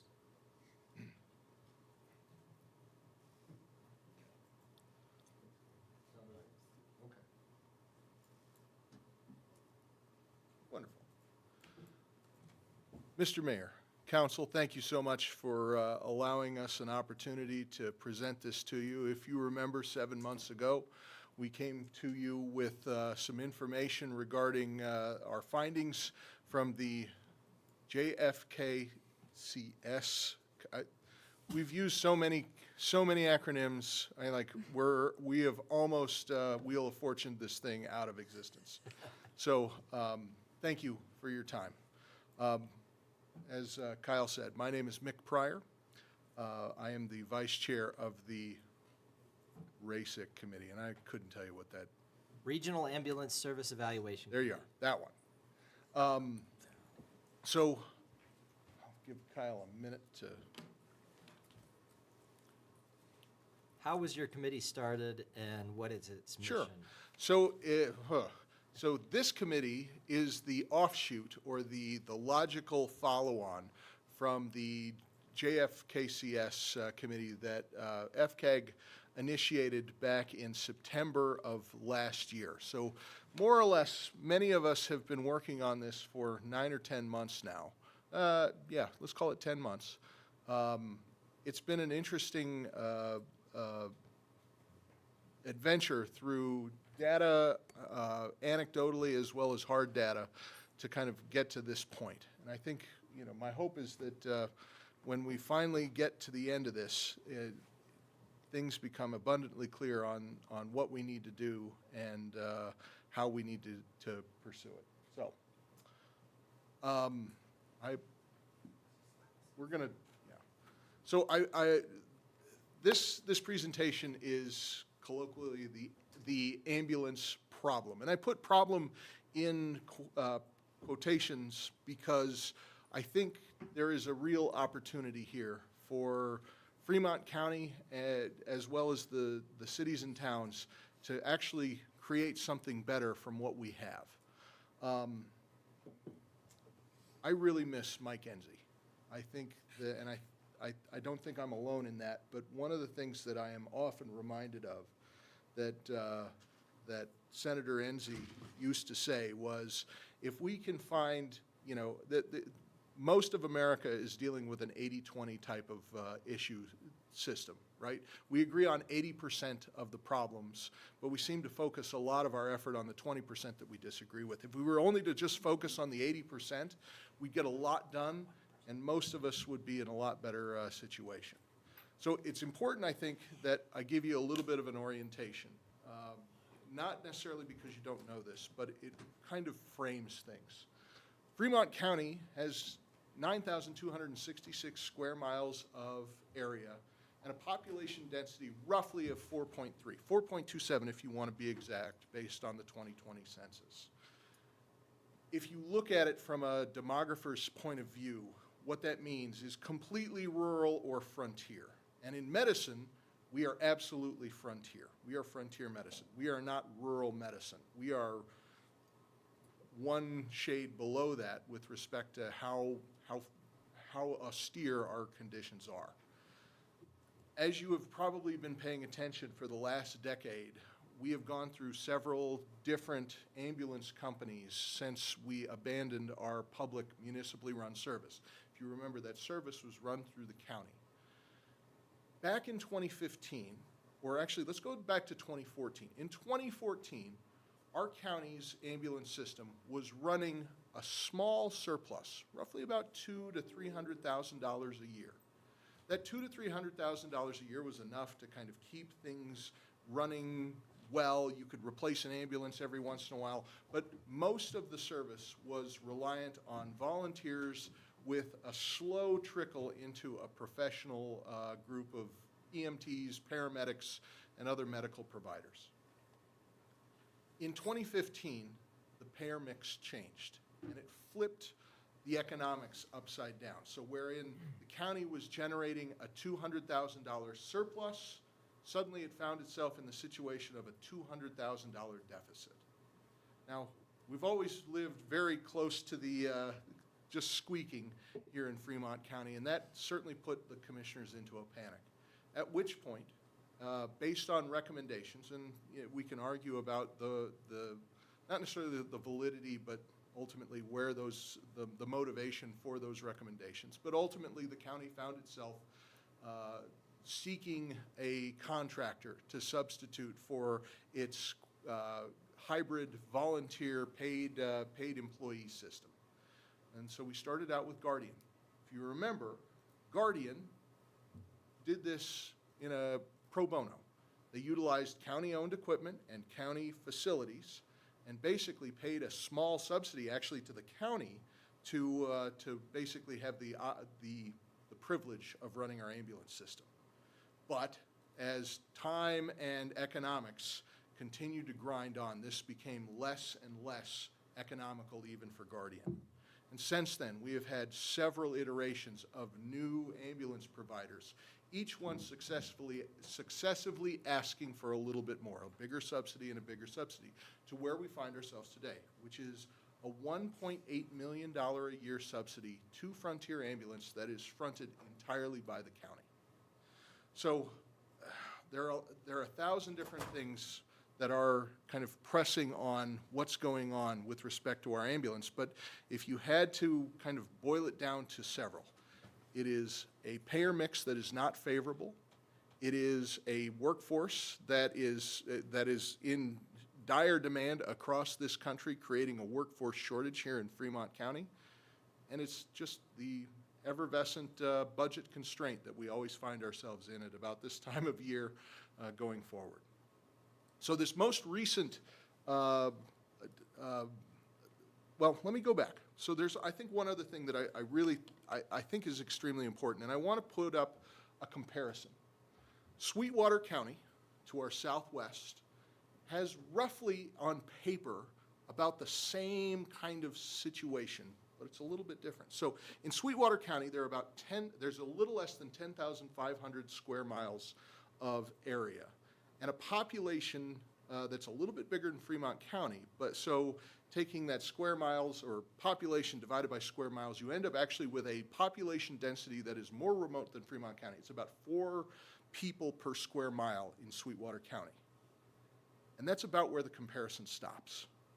If you think about Sweetwater County, 95% of the population is clustered between Rock Springs and Green River. About a 6 to 12 mile span is where the majority of Sweetwater County's population lives. There's a little bit of a population center up by Farson and Eden and one out by Wamsutter, but that is more or less it. Now compare that to Fremont County. Fremont County, we have 6 municipalities. We have an Indian reservation with arguably 2 population centers as well. We are spread out in a, relatively speaking, that 4.3 people per square mile is actually, I bet you if you threw a 1 mile grid square, you might be able to find 4 people within it at any given point in time. And like that, relative to Sweetwater County. The other component here is, if we look at the payer mix, our payer mix relative to Sweetwater County is more aged. It is a little bit, generally speaking, we have fewer folks on private pay. We have a slightly higher percentage who are on Medicaid or other public assistance. And so we find ourselves in a situation where we have more people spread out across a wider area and folks who are less apt or able to pay for these services in a way that is economically functional. So, as we started down the road of understanding all of this, I mean, like the demographic stuff is pretty straightforward. That's just textbooks and understanding maps. But what we really also wanted to understand was, how does our public perceive what we're doing? And so I think the first thing to bring your attention to is something that is often, sometimes our public officials say it not necessarily with the intention of a threat, but it is something that is kind of jarring. It jars me every time I hear it, and that is that EMS is not a mandated or essential function. And factually, they're correct. It's not outlined in the Wyoming Constitution. It's not outlined in statute. The one thing that it is outlined by the legislature is, if you want one, you can have one. That's basically as far as it goes. But we did several surveys here in Fremont County of medical professionals, government officials, and the general public. We put that question in multiple ways to the public. And what we came back with was a very fascinating understanding. The public, and keep in mind, I would hazard to guess that most of the public is not necessarily well read on the Wyoming Constitution or state statute. They might be, but for the argument here, let's assume that they know what they need and they know what government should be doing. When we polled our population, 94% of them view EMS as an essential service. So we find ourselves in a little bit of a paradox. And paradox is the best word I can come up for it relative to where we're at. It's not a complete juxtaposition, but it's enough of one where the public views what we are doing, the public views ambulance and EMS as a morally and publicly essential service, but yet it is not a legally required service. So we're kind of in a weird spot here. Which is kind of weird when you think about things like, for example, not that I'm trying to diss libraries, but a library is actually something that you have to have one in the county seat. So now, if you were to do a similar poll, would 94% of people say that a library is an essential service? I love libraries. I go to libraries all the time. So to me, it's essential. I love it. But it's an interesting juxtaposition paradox there as well. Right. It very much is. Literacy is imperative and constitutionally mandated. Saving a life, it's up to the county. Yeah. Yeah. If they're going to pay you enough. So one of the other insights that we gathered, and this is anecdotal, but also, understanding just the economics of ambulance. This is not something that we can basically flog into profitability. Ambulance in frontier settings and in rural settings is a really tough ask. And, I was recently at a Wyoming Hospital Association meeting, and kind of informally polling hospital operators and folks who run EMS services. And generally speaking, outside of a couple of places, and notably urban Cheyenne, no one is running this type of service at any level of profit. It's just not a profit center. It's important. It's part of a functional hospital system. It's part of a functional healthcare system, but it's not by itself a profitable thing. And the trick is you only gain efficiencies. You can get closer to break even as you get closer to population density and payer mix that's favorable to, a service that can pay for itself. But realistically, Fremont County is not in that situation and not likely to remedy it soon. And quite frankly, I would probably poll everybody here, and I think I would find that do we want Fremont County to get more densely populated? I suspect while we would love the economic growth, I doubt we really want that many more neighbors across the street and up the road. So, but suffice it to say, this is not exclusively a Fremont County problem. But what I will tell you is I firmly believe that if we can solve it in Fremont County, there is no county in Wyoming who can't do something similar, if not take our lead and make it better. And I firmly believe that Fremont County has an opportunity here to demonstrate to the rest of the state how well it can be done. So, pulling back to the earlier committee, one of the things that we started to hone in on was cost to operate an ambulance service. And so, interestingly, the state of Wyoming had done a little bit of a survey to understand economic costs across Wyoming. And the funny part is, here in Fremont County, we're right at the top of the curve. We're neither the most expensive to operate nor the cheapest to operate. We're more or less right around the average, maybe a hair above the average if you look at it from a distribution curve. But realistically, if you break it down a little bit further into cost per person, we're actually one of the cheaper. On a per person basis, it costs about $90 a year to operate our ambulance service per person. It's not terrible. The trick is when you look at where and how. And this comes back to the tyranny of geography. The blue is Riverton, or actually, let me clarify, these 82501 zip code. Not all of those are inside of the city limits. That's anybody who is receiving mail with a Riverton address. And so that's, that's Riverview Road, that's north of town, that's east of town until you hit Kinnear. The orange. Morton, that's up to Morton Yeah. and It out to includes the Morton. Gas Hills. Yes, sir. It's quite a wide dispersion. And so even the data can lie to you at certain points if you're not asking the right questions. And I will tell you, that's probably one of the most challenging things that we've had to deal with in the last 6 months is the data tells us something, but it's not to say that the data is lying, but there are nuances to the data. So the orange is Lander. And, if you want to break it down percentage-wise, that's roughly, let's call it 30%. Riverton, as you can see, or 82501, is just a hair over 50%. The rest of the county is that sliver. The gray is primarily the Fort Washakie-Ethity area. So you can kind of see the mix here. There's a lot of stuff to cover, and only 2 or 3 really obvious places where you ought to be addressing your efforts. If we break it down a little bit further, you can kind of see these are the 2025 numbers based on percentage. I think it's important to note, and this is no knock on Du Bois, but you'll notice that the 82513 zip code had 127 calls for service last year, or 2.6%. But arguably, Du Bois is one of the most remote parts of not only Wyoming, but of the lower 48 states. It's imperative to have things in places where, if a call for help is asked for, it is answered promptly.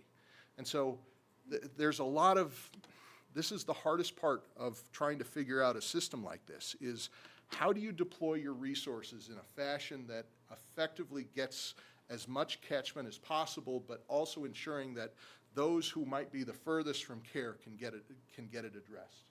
And so what you're looking at here on this map is how we're basically allocated right now. Right now, as of right now, there are 5 ambulances deployed here in Fremont County. There's 1 in Du Bois, I believe there's 1 in Lander currently, and there are 3 in Riverton. One of the things that is, there is also it's a 2, 2, and 1. 2 in Riverton, 2 in Lander, and 1 in Du Bois. And there is a part-time transfer truck that moves between hospitals. We'll talk about that here in a second, but note that component. But as you can kind of see from this map, the little dots that are in there are basically the calls for service. We broke them down not just by zip code, but we broke them down by rough location. You can see that those 3 circles, which is about a 20-minute response time, covers a good chunk of them, but not all of them. And I want to bring your attention particularly to just north of Lander. There are quite a few out on the reservation in the Fort Washakie-Ethity area that are just outside of that coverage area. The interesting thing that we found was Lander would use their truck. I mean, like one of those Lander trucks was often responding to those cases, and it would take that truck often about 2 hours out of service. And so you put yourself in a perpetual kind of juggling match. And if you've ever driven on Wyoming roads at various points in time, you will sometimes see an ambulance sitting in Hudson. You will sometimes see it at the diversion dam rest area, kind of flexing back and forth. They're all over the place because what we're trying to do is juggle relative to service demand where those ambulances, it's kind of like playing a real-time, literally a life and death whack-a-mole, which we really don't want to be playing too much. So we started with this map, but how do we make it better? And what we ultimately came up with, I'm going to show you where we would like to be. This is not where we need to be in the near future, but I want to show you where we should be. And that's this. So this is an 8-truck system with 5 in reserve. And what you're looking at with this map is 3 trucks in Riverton, 1 in Lander, 1 in Du Bois, 1 in Fort Washakie, and then 2 additional trucks allocated for inter-hospital transfer, and then 5 volunteer trucks, basically attached in the way they used to be to a fire district hall. So 1 in Jeffrey City, 1 in Shoshone, 1 in Kinnear, and 1 in Crowheart, so that ultimately we have coverage across the county in places that do get calls, but maybe not in a frequent enough basis to have a full-time ambulance there. But quite frankly, if we can get a volunteer there quickly and basically provide an intercept, we solve a lot of the problem. This is where we would like to be. The interim between there and here is 5 permanent trucks. It's going to take time to develop a volunteer system for the other parts.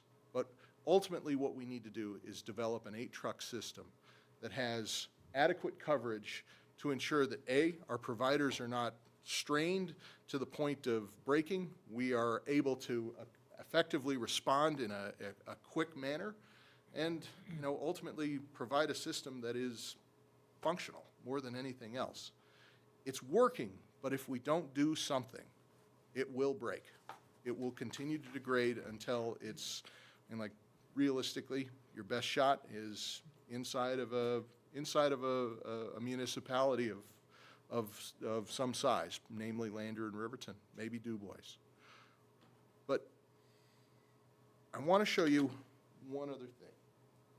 What we ended up doing was, so all of this was compiled, and ultimately we used AI and we enslaved it and basically built a couple of models and then checked the models to make sure they were working right. And I'm going to pass these out. But what we started looking at is, okay, we know what this probably should cost in the ideal situation. We know what we can probably collect. We certainly don't want to compel people to dial 911 just to ring the register. So we based it on what we know we can generate as far as revenue. And we came up with a pretty good plan, I think. So I'm going to pass these out, but for those who are watching at home, but just to kind of understand what we're looking down the barrel of, is to run an 8-truck system, you're probably looking at about a $6.8 million outlay. Realistically, you can probably expect to collect about $3.5 million on that system, which leaves us with about a $3.3 million deficit.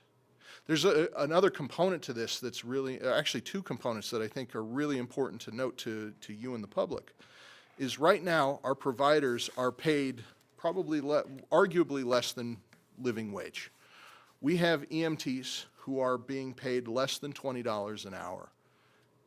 For that same rate, you can get a fairly good job at a fast food restaurant. But we are asking these people to make life and death decisions for ourselves, our neighbors, our friends, our family, and anyone else who might find themselves in peril here in Fremont County. That, in my opinion, is an unacceptable situation. We need to be paying them what they're worth, probably a little bit more so that they are committed to Fremont County. And I think we developed a good plan to do that, and that's what this integrates in. The other component that I think is also important here is right now Fremont County is subsidizing $1.8 million. The trick is we're not putting anything back into our system. We haven't replaced a truck in 2 years. And the replacement that we did put in 2 years ago was a grant, kind of manna from heaven. Might not show up again. We can't rely on those types of, random acts of kindness from the outside to do this. Ultimately, it has to be a Fremont County taking the reins and leading the way. I'll pass these out, but I think it's important to note, one of the other components here is those 2 transfer trucks. And I just want to bring that little tidbit to your attention. We dedicated, right now Fremont County is running a part-time transfer truck. Realistically, we should be running 2. And this is mainly to ensure that from a fiscal responsibility standpoint, we're generating revenue. That's revenue that comes from hospital transfer to another hospital. That generally is not necessarily directly borne by the patient. The patient will pay some of that, but that's done between hospitals. That's one of your most assured ways of getting reimbursed. It's actually one of the higher margin things that an ambulance can do. And like, your primary function should be picking up folks in distress on the side of the road or in a neighborhood or a community, but realistically, the revenue is generated by transferring between hospitals. One of the reasons that we have such a high density of air transfers is because we don't have the availability of ground transfers. And I would tell you that that's irresponsible, not just from a safety standpoint. I mean, like, anytime you get in the air, it is a risk. But more importantly, it's financially irresponsible, not only to the patient, but to the payer. And like, if we think about it from a federal government standpoint, more than a little bit of our population mix is Medicare or Medicaid or Tribal 638. Realistically, it is irresponsible for us to be, ringing the register at a higher rate on air ambulance relative to the more cheap option of ground ambulance. Well, it's going to make it so that if insurance is the one that's going to be paying for that, if it's not Medicare or Medicaid, but if insurance is going to be paying for that, what does that mean for all of us that are insured? That's going to raise our insurance rates and the risk of us, just how often, heck, I grew up here. When I was a kid, I don't think, it was a life flight. Mm-hmm. It was not somebody being flown for a broken arm, maybe. And it's a different world now. And so saying, don't get me wrong, I'm so glad that we have the crews that are here from Guardian and that kind of thing. But the reality is that there's a demand for it such that we have a crew that lives here in town is interesting to me. Very much so. And realistically, it is no knock to those folks, but let's think about that resource as an extremely valuable one when care at a higher echelon is absolutely necessary. If we're transporting broken arms, what it means is it's not available for the heart attack or the stroke or the God forbid, the trauma incident that is beyond the capabilities of our medical system here remotely. But part of what you're saying, though, is because we don't have the ground ambulance coverage, ground ambulance cannot be doing those hospital-to-hospital transfers anyway. Correct. So it's making it so that there's more demand for air ambulance. It's almost an artificial demand to a degree. I mean, like, they are responding to a deficit created by our ambulance system. Interesting. So, well, okay, so we have your report here. Mr. Bailey, I think you were wanting to ask something, or, okay. So as you see what we've come up with, there's a deficit of somewhere between 3 and 3.3 million.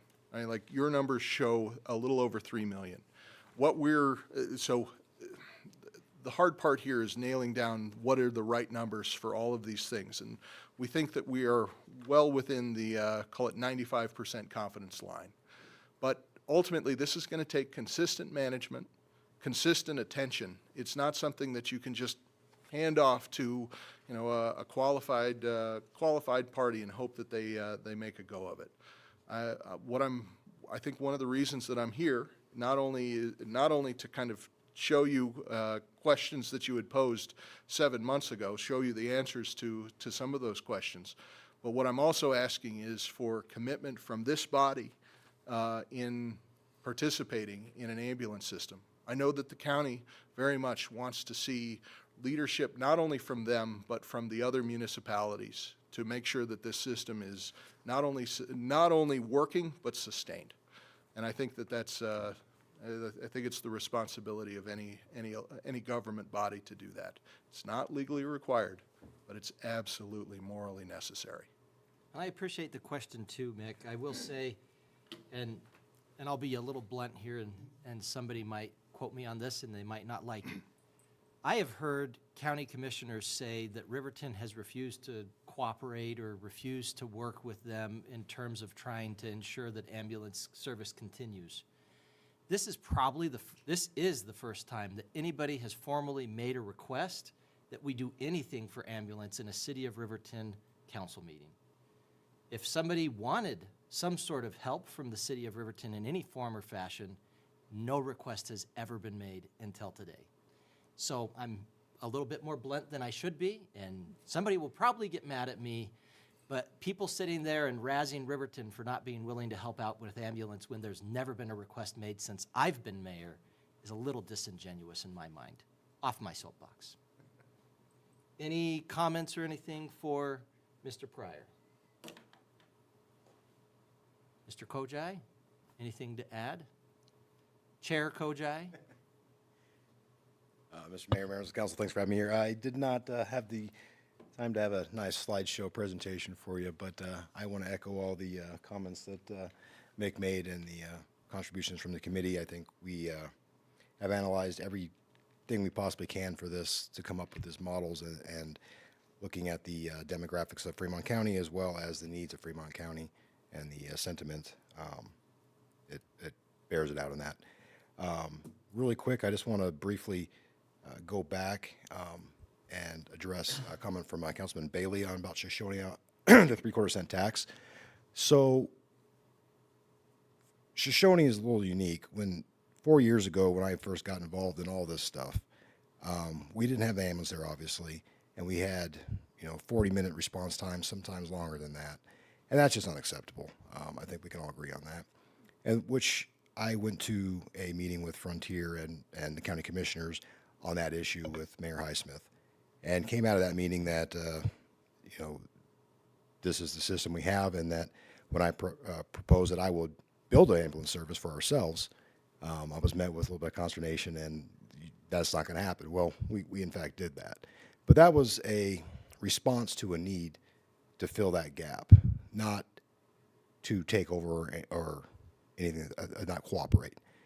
And the 3/4 cent tax, as it was presented, we have a serious need for ambulance, and so the other issues on that with the air transportation and ground transportation just in Shoshone itself, and I believe in Du Bois as well, some of that was a little bit met with some frustration, I think, on not having any change in the status quo of the ambulance service.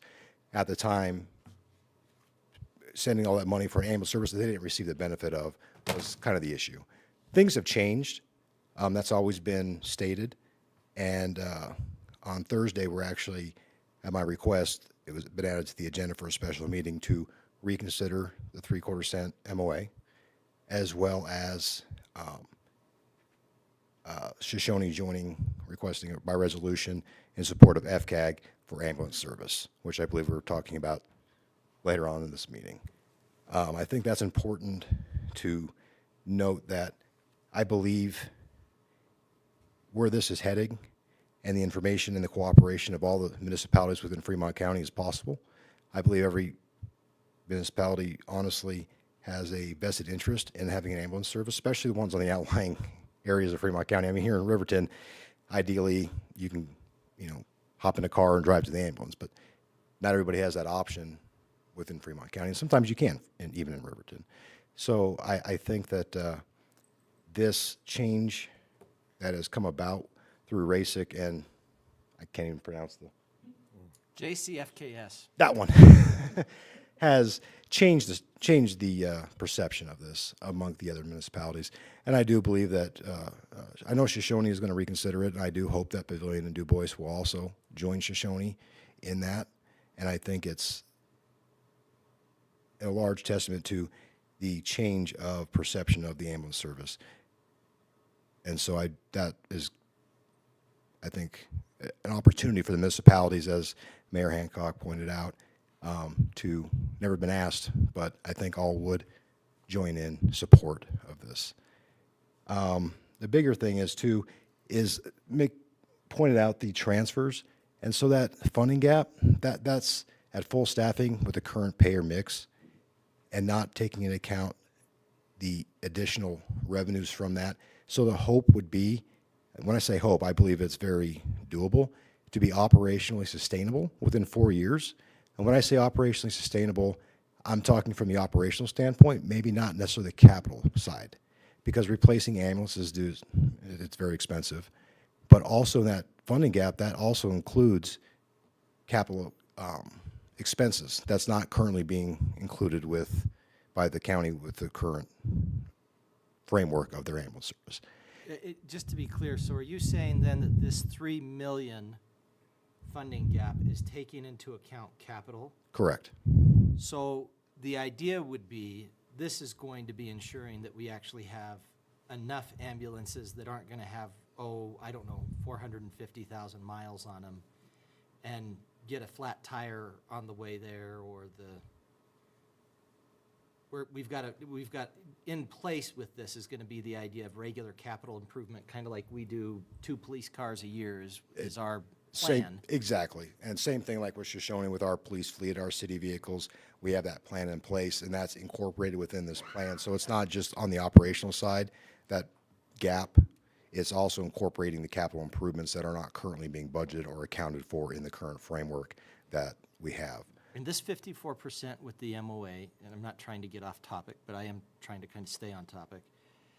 54% with the MOA, how much is that anticipated would be brought in for ambulance in a year then? I don't have the number in front of me, but it was 3.5 million. So we're talking, this is pretty close. Yes, and that's including the full thing. I'll say in a second, but as I said, with the transfers, we do believe that following that model, that as we capture that market share, because looking at this from a business perspective, and that is a market share that we can capture and take advantage of, that income and revenue that directly comes into the service over a 4-year period can slowly reduce that gap and not necessarily be dependent after that initial period of operational sustainability of needing a subsidy or a very small subsidy compared to what it currently is requiring to operate the service. And that's actually expanding service too. It's not just keeping it the same. That's adding more units, more rigs, and keeping better personnel. When I say better personnel, that's probably a misquote.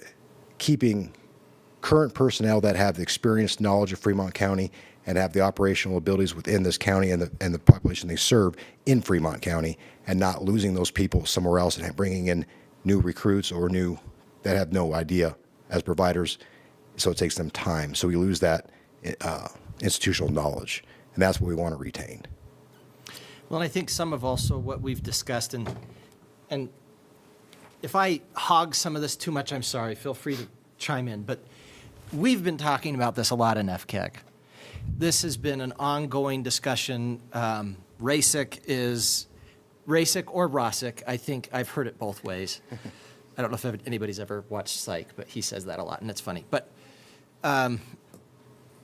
RASIC has given reports to FCAG, and this is kind of where I was saying I would lead into, we had just barely had a report from RASIC at FCAG. But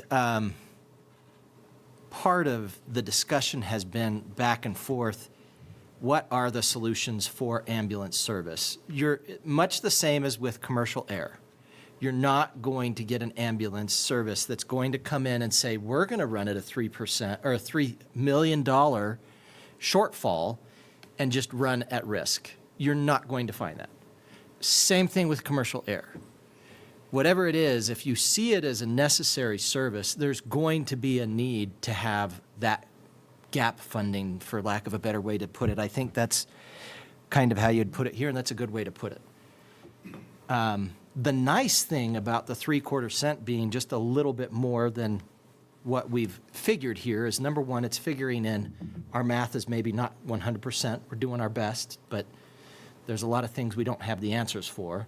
And it's also figuring in, number two, if we want to get to the model that you're proposing eventually, that's going to require additional funding, if I'm not mistaken as well. That's correct. So there's going to be an initial need for, replacing assets that are aging out, and so there's going to be that initial higher cost.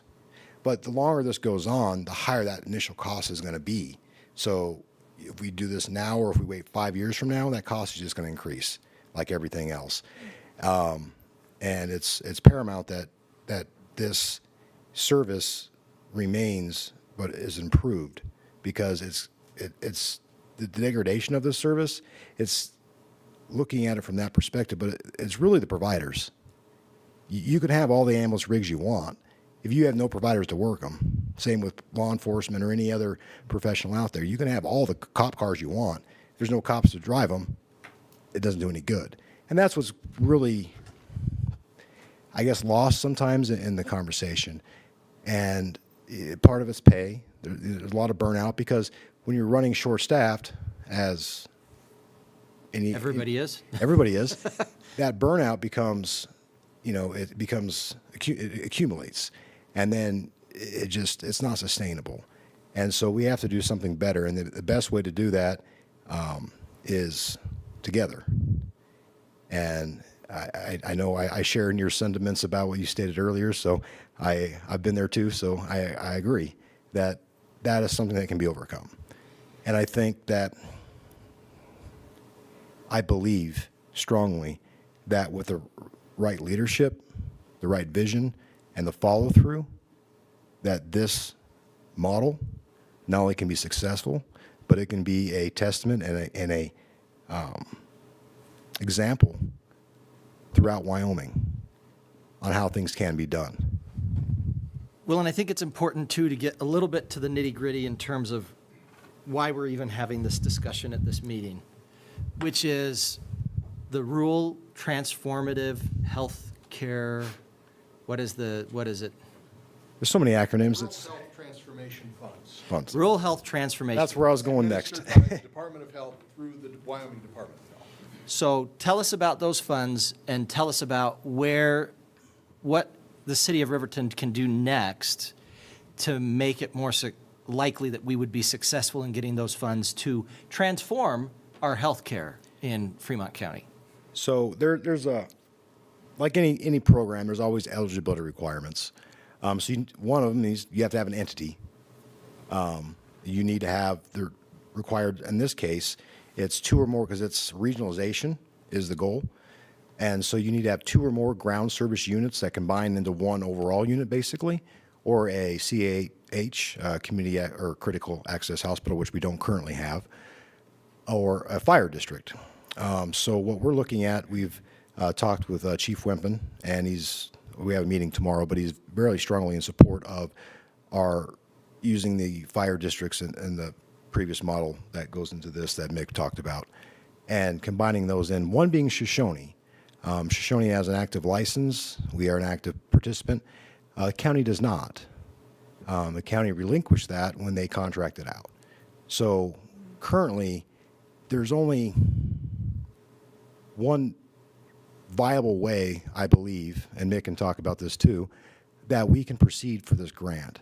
And that is to take Shoshone and then the current service with the county that's contracted out as well and the tribes and meld that into a full regionalization proposal for funding. And that, what we would ask for that, and that would be to basically purchase the assets that are currently owned by the county and bring that under the entity. And when I say entity, it needs to be a government entity. So it could be Shoshone, but in this case, FCAG is the mechanism as a joint powers board that's already set up that we would apply through. That is the intention of Shoshone, and to use our license to regionalize the whole area under FCAG. So the county has been discussing this. Part of what I had talked about is there was a meeting that was with Mike Jones and Larry Allen. Both of them had expressed, and it was put to a vote today, that the county, rather than just being the only people that are doing ambulance, they would like to have a joint powers board that would run ambulance going into the future. Now, we need an organization that would be the organization that will request the funds. Exactly.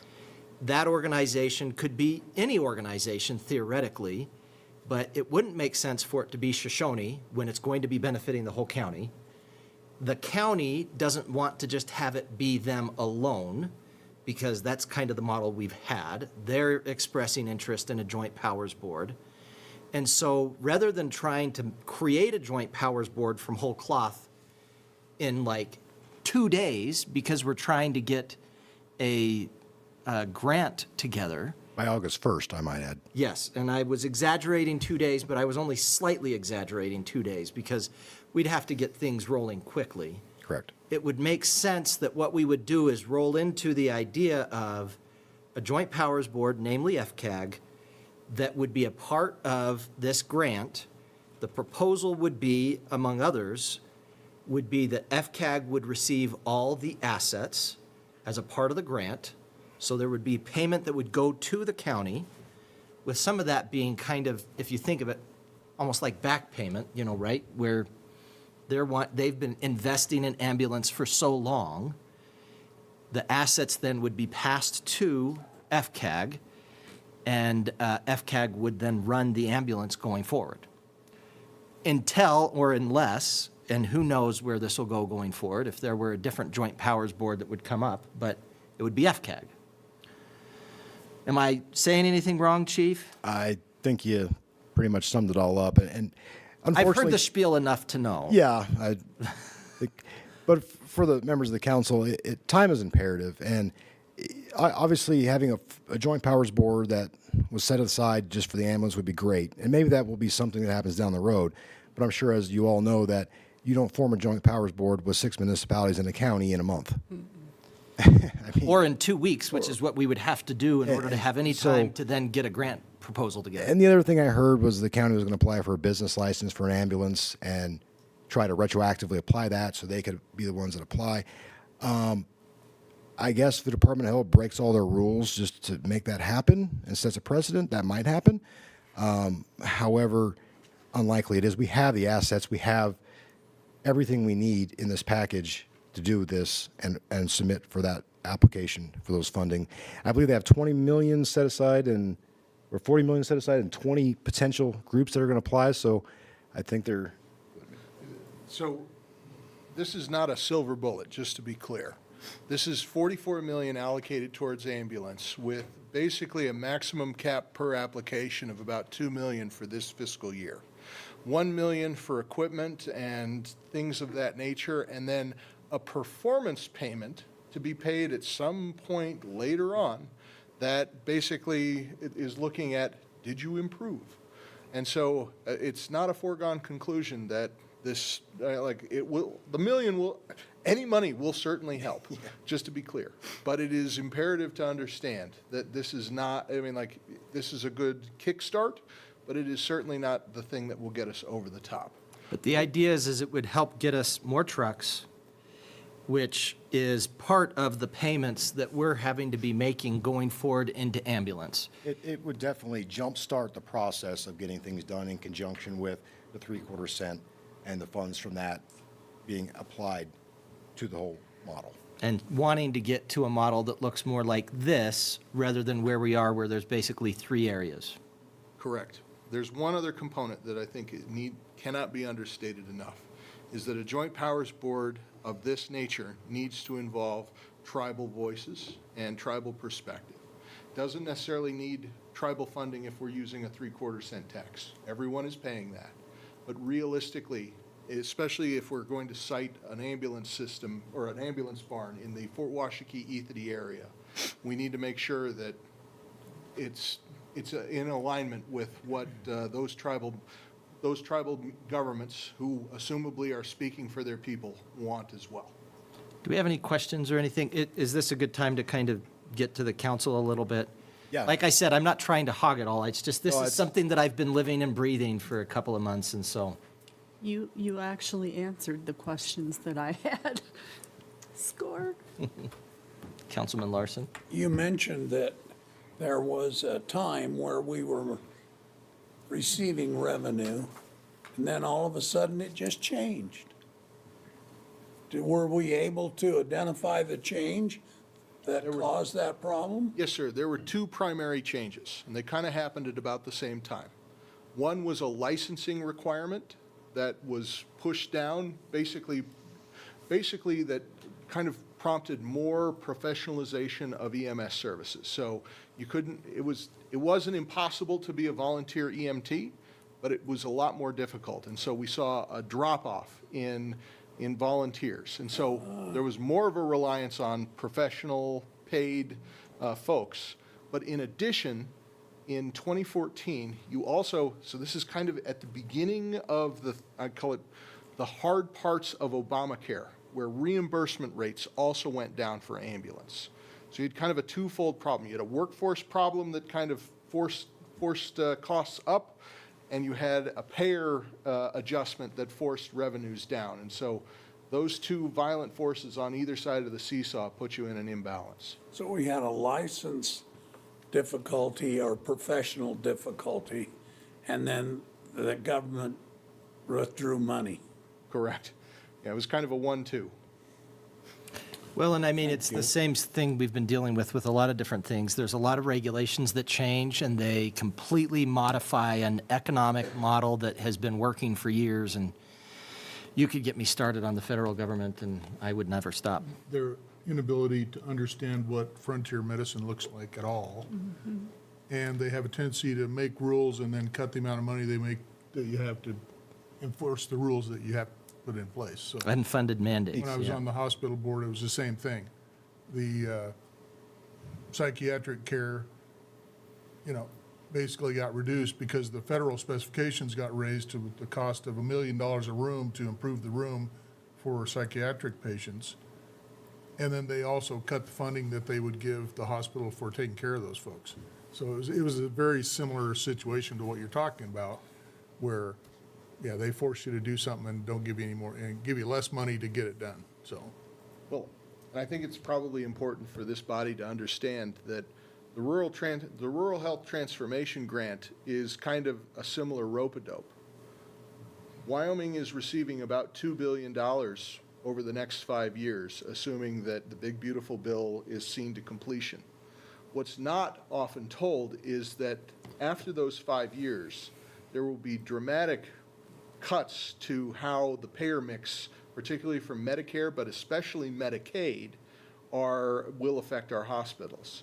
Now, I'm told by the Department of Health it has minimal impact here in Wyoming, but time will tell. And the devil is always in the details, and I don't think we've seen all of the rules promulgated yet. So we're receiving money on the front end, but realistically, the economics are going to change in 5 years anyway. And so it's important for us to get ourselves into a position of strength as fast as possible before the next wave of unintended consequences hits the beach. Which is why I go back to this model was developed with the idea of being sustainable operationally within 4 years. How much that gap shrinks, time will tell, but was at the back end of this from the very beginning, was to make sure that whatever we leave this with ends with where it being operationally sustainable from a financial point of view, irrespective of any changes from that. And the rural transformation is a big bonus, and that's why I guess the biggest thing is I hope that Riverton will consider that EMS services through FCAG resolution seriously, in conjunction with Shoshone and lead the way in getting this formulated so we can apply for these fundings. All right, any other questions? Your Honor, I'll just say, aside from my own personal thoughts on the situation, what I hear back most from people regarding this is how it's being presented on the ballot. I don't think that there is a lot of people in this county that's going to say ambulance service is not necessary or that they're willing to pay for it. I think that a vast majority of them would support a tax that supports adequate coverage throughout the county and ran professionally, and seeing that our EMTs are paid adequately. Transparency and accountability. That is not the issue. I think that the issue is that it's been presented alongside WRTA and Commercial Air Service, and not everyone feels the same that those are in the same boat.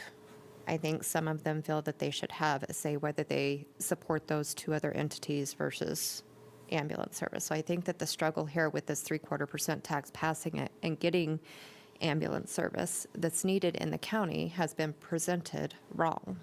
I think it never should have been bundled as a package, and many people feel differently about that. I like the model. I appreciate the work you guys have done. I think you guys have put in an incredible amount of time. It makes sense.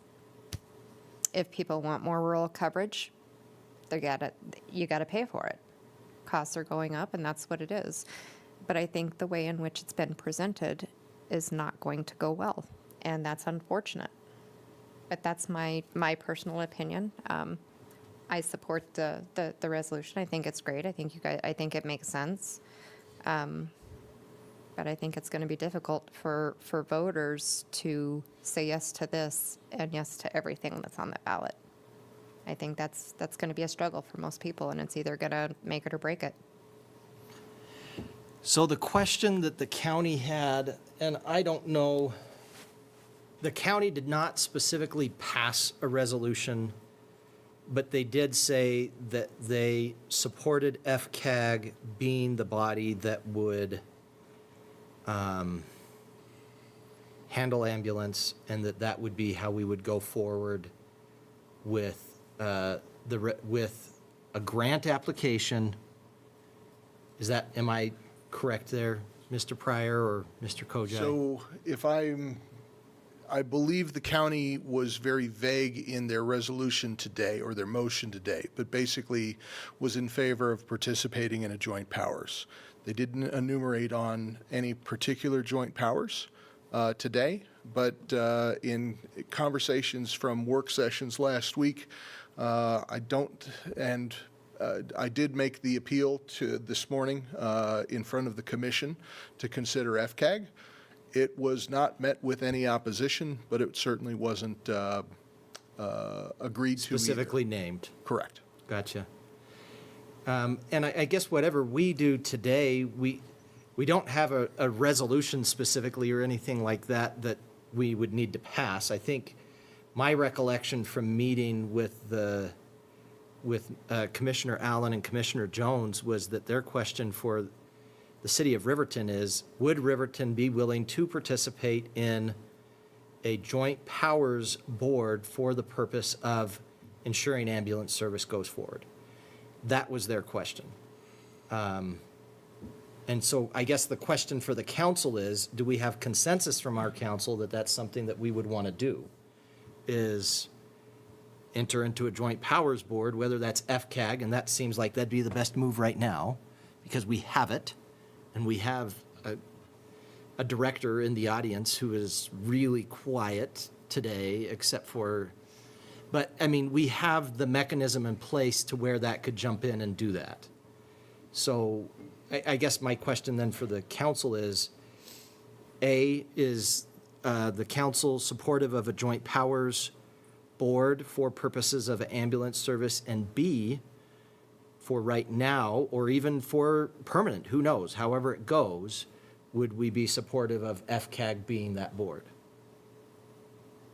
You want a motion? I would be supportive of a joint powers board. I think it could warrant some further discussion who would be most appropriate for that. I mean, but you have to do it quicker than not if you need to apply for a grant, so. Your Honor. Yes. I think that I would sure support that, and I think FCAG is the obvious tool that we have available right now. And in the future, if that ended up getting split off into its own joint powers board just for ambulance, not FCAG managing WRTA and the other things it does, but I think this is the tool we have available. And I think that's a far preferable tool as to having the county do it on their own, because then all the municipalities have input into the scenarios and can give more data and I think implement one of these plans depending on what everybody thinks. But, and I'm the last guy that's going to stand up and say government should do more, but I don't think this is an industry that private industry can operate without subsistence from government. And I don't like the idea of having private entity and government trying to do things together, because whether Frontier makes any money on this deal that they have now or not, we don't know.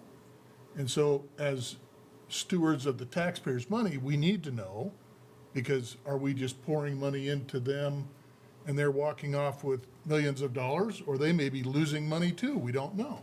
Well, that's where And it so I gets think hard. if we run it ourselves, we have control over that, we have the data, we have the ability to go out and take advantage of opportunities that come up like this grant that would that are not available to private industry. And so I think this is by far the best option we have forward, and we have the tool in place, ready to go, that we could probably get this grant going in time. And then we could all, between all the municipalities, we could come up with more detailed operational type of stuff. But I think in general, this is a good idea, so. So that was your motion? That's a That long was motion. That was a motion that we move forward with FCAG being the Joint Powers Board to operate the ambulance service until otherwise decided by the municipalities. Your Honor, point of clarification, though, is before we go further, are there any other entities that would even come close to, that have put interest in running the ambulance service aside from the county and FCAG? Is there any other entities that should be considered? Kind of, in that Shoshone could do it. I don't think Shoshone is necessarily wanting to do it. Du Bois has kind of said they want to do their thing, but it's not trying to say we want to do it for the whole county. So if you're talking about an entity that can actually do a grant that would be this very thing, there's nobody else. There is discussion with where we could go with the grant, that part of the grant is looking for regionalization. And so Cody Regional Health has kind of been a little bit of a discussion here, and I don't know where that has gone or whether that's going to be a part of the grant or where that could go. But that's it.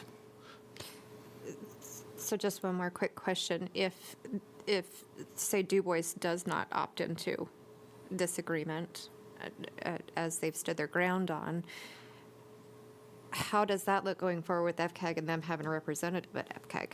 So just to be clear, what we're discussing today, and the motion specifically from Councilman Bailey and the second by Councilwoman Borders, and just saying that for the heck of it because we want to make sure we're clear of what's going on, is for ambulance to become basically a joint venture between the city of Riverton, the county right now, because those are the two that have expressed they're willing to do that, and anybody else that will join in, so that rather than just saying, that's yours, county, do with it what you will, we're expressing we're going to be a part of the solution, so to speak, for ambulance.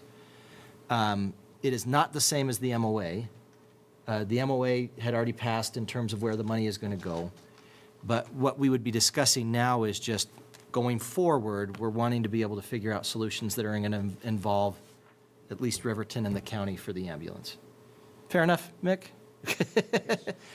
I just wanted to clarify, the only other entity that would have any ability to do this would be the fire district. And unfortunately, because of the way they are constructed and the way that they interface with not only emergency management here in the county, but volunteers and everything else, they are not equipped to do it. They would be, and they've indicated that they want to support, but they can't be the main actor on something like this. Okay. Just to clarify. Thank you. I appreciate it. And I think, to be clear, I will say, one of the things that RASIC is trying to do is turn over every stone.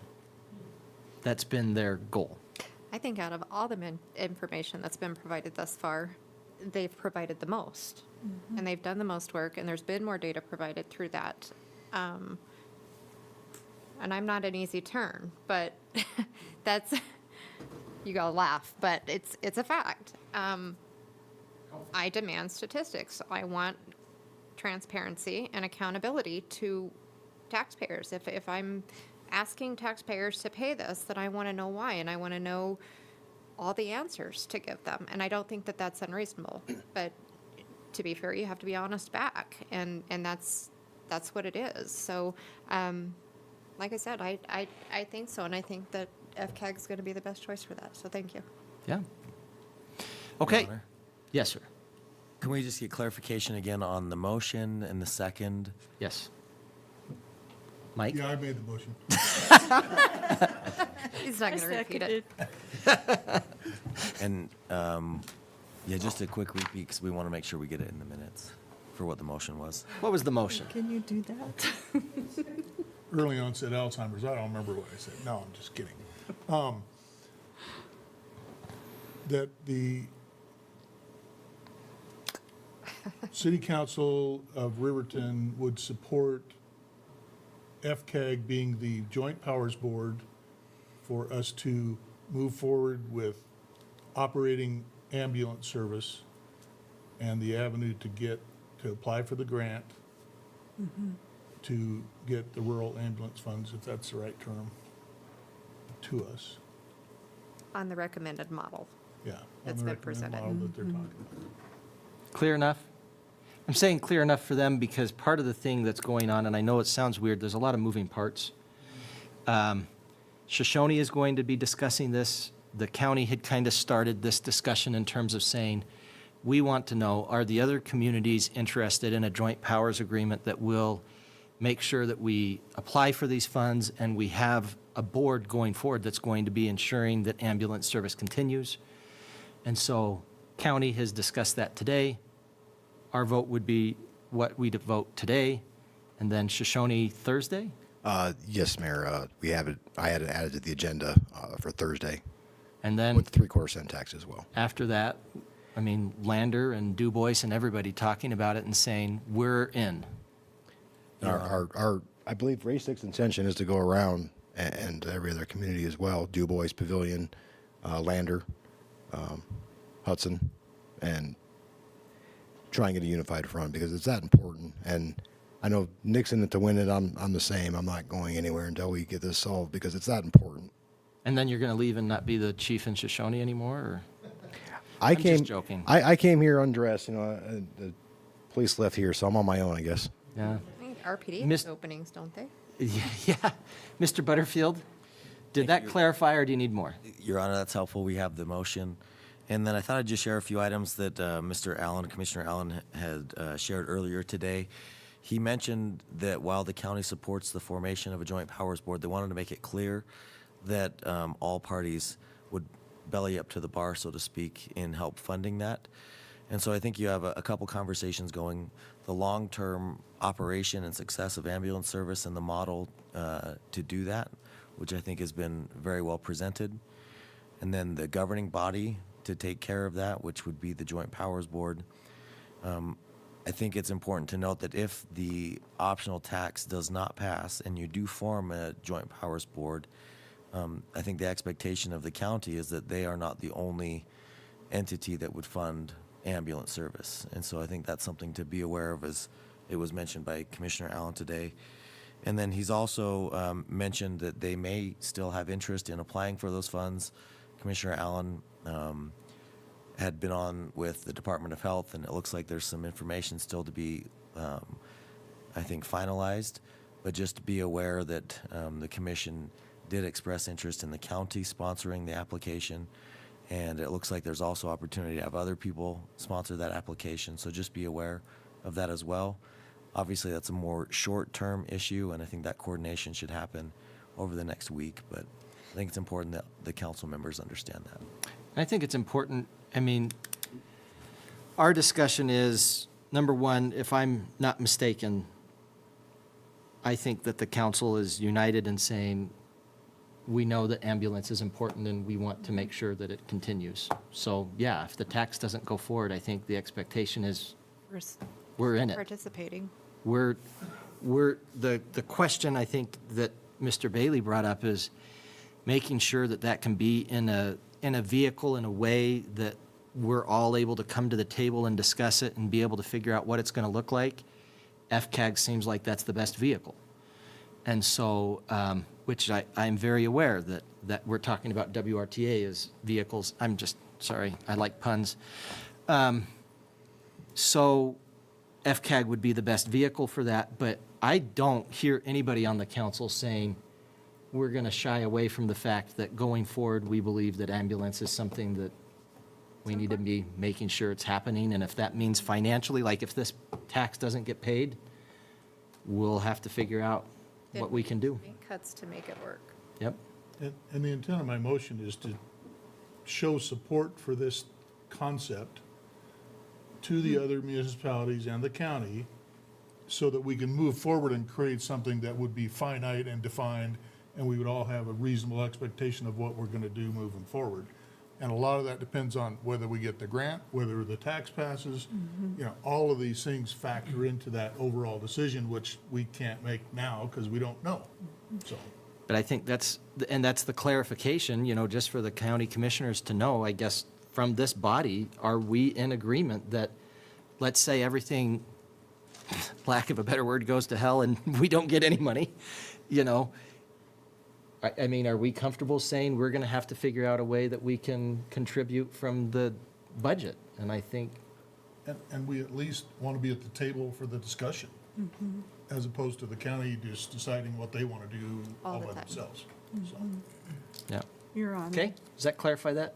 Yeah, Yes. thank you. I'm Councilwoman just Borders. curious if Councilman Carr has any. I was gonna ask him contribute. next. Oh, were you Thank gonna you. do Yep, that? you're spot on though, Councilwoman Borders.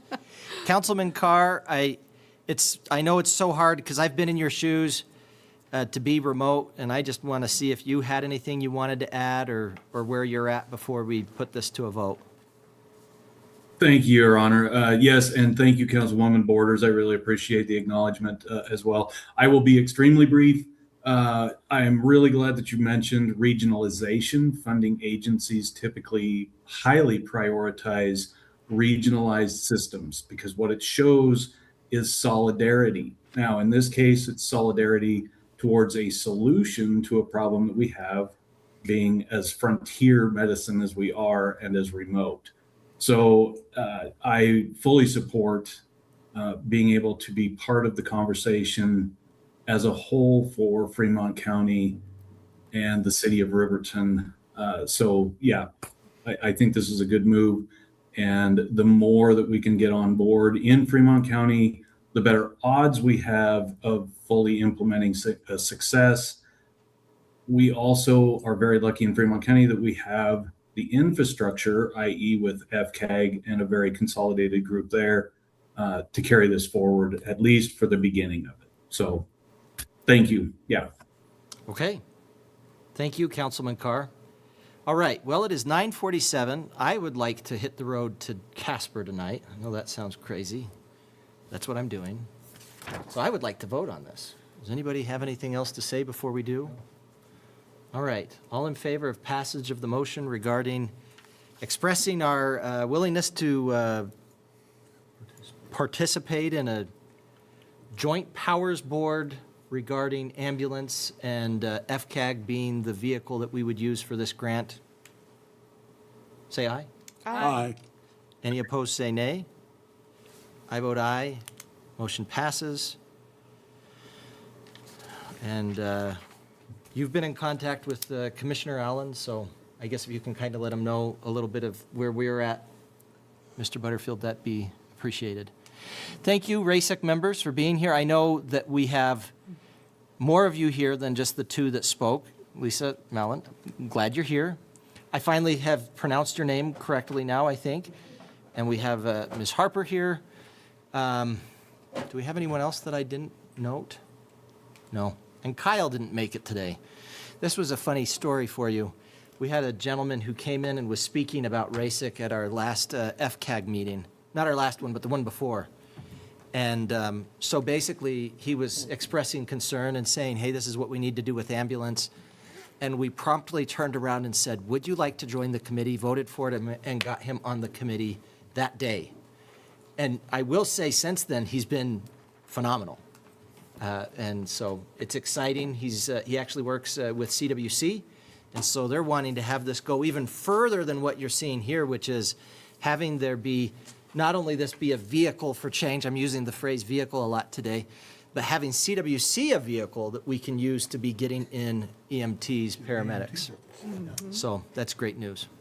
All right, I would entertain a motion to adjourn. So moved. So moved. Motion by Councilwoman Johnson, second by Councilman Larson. All in favor, say aye. Aye. Any opposed, say nay. I vote aye. Motion passes. We are adjourned at 9:50 p.m.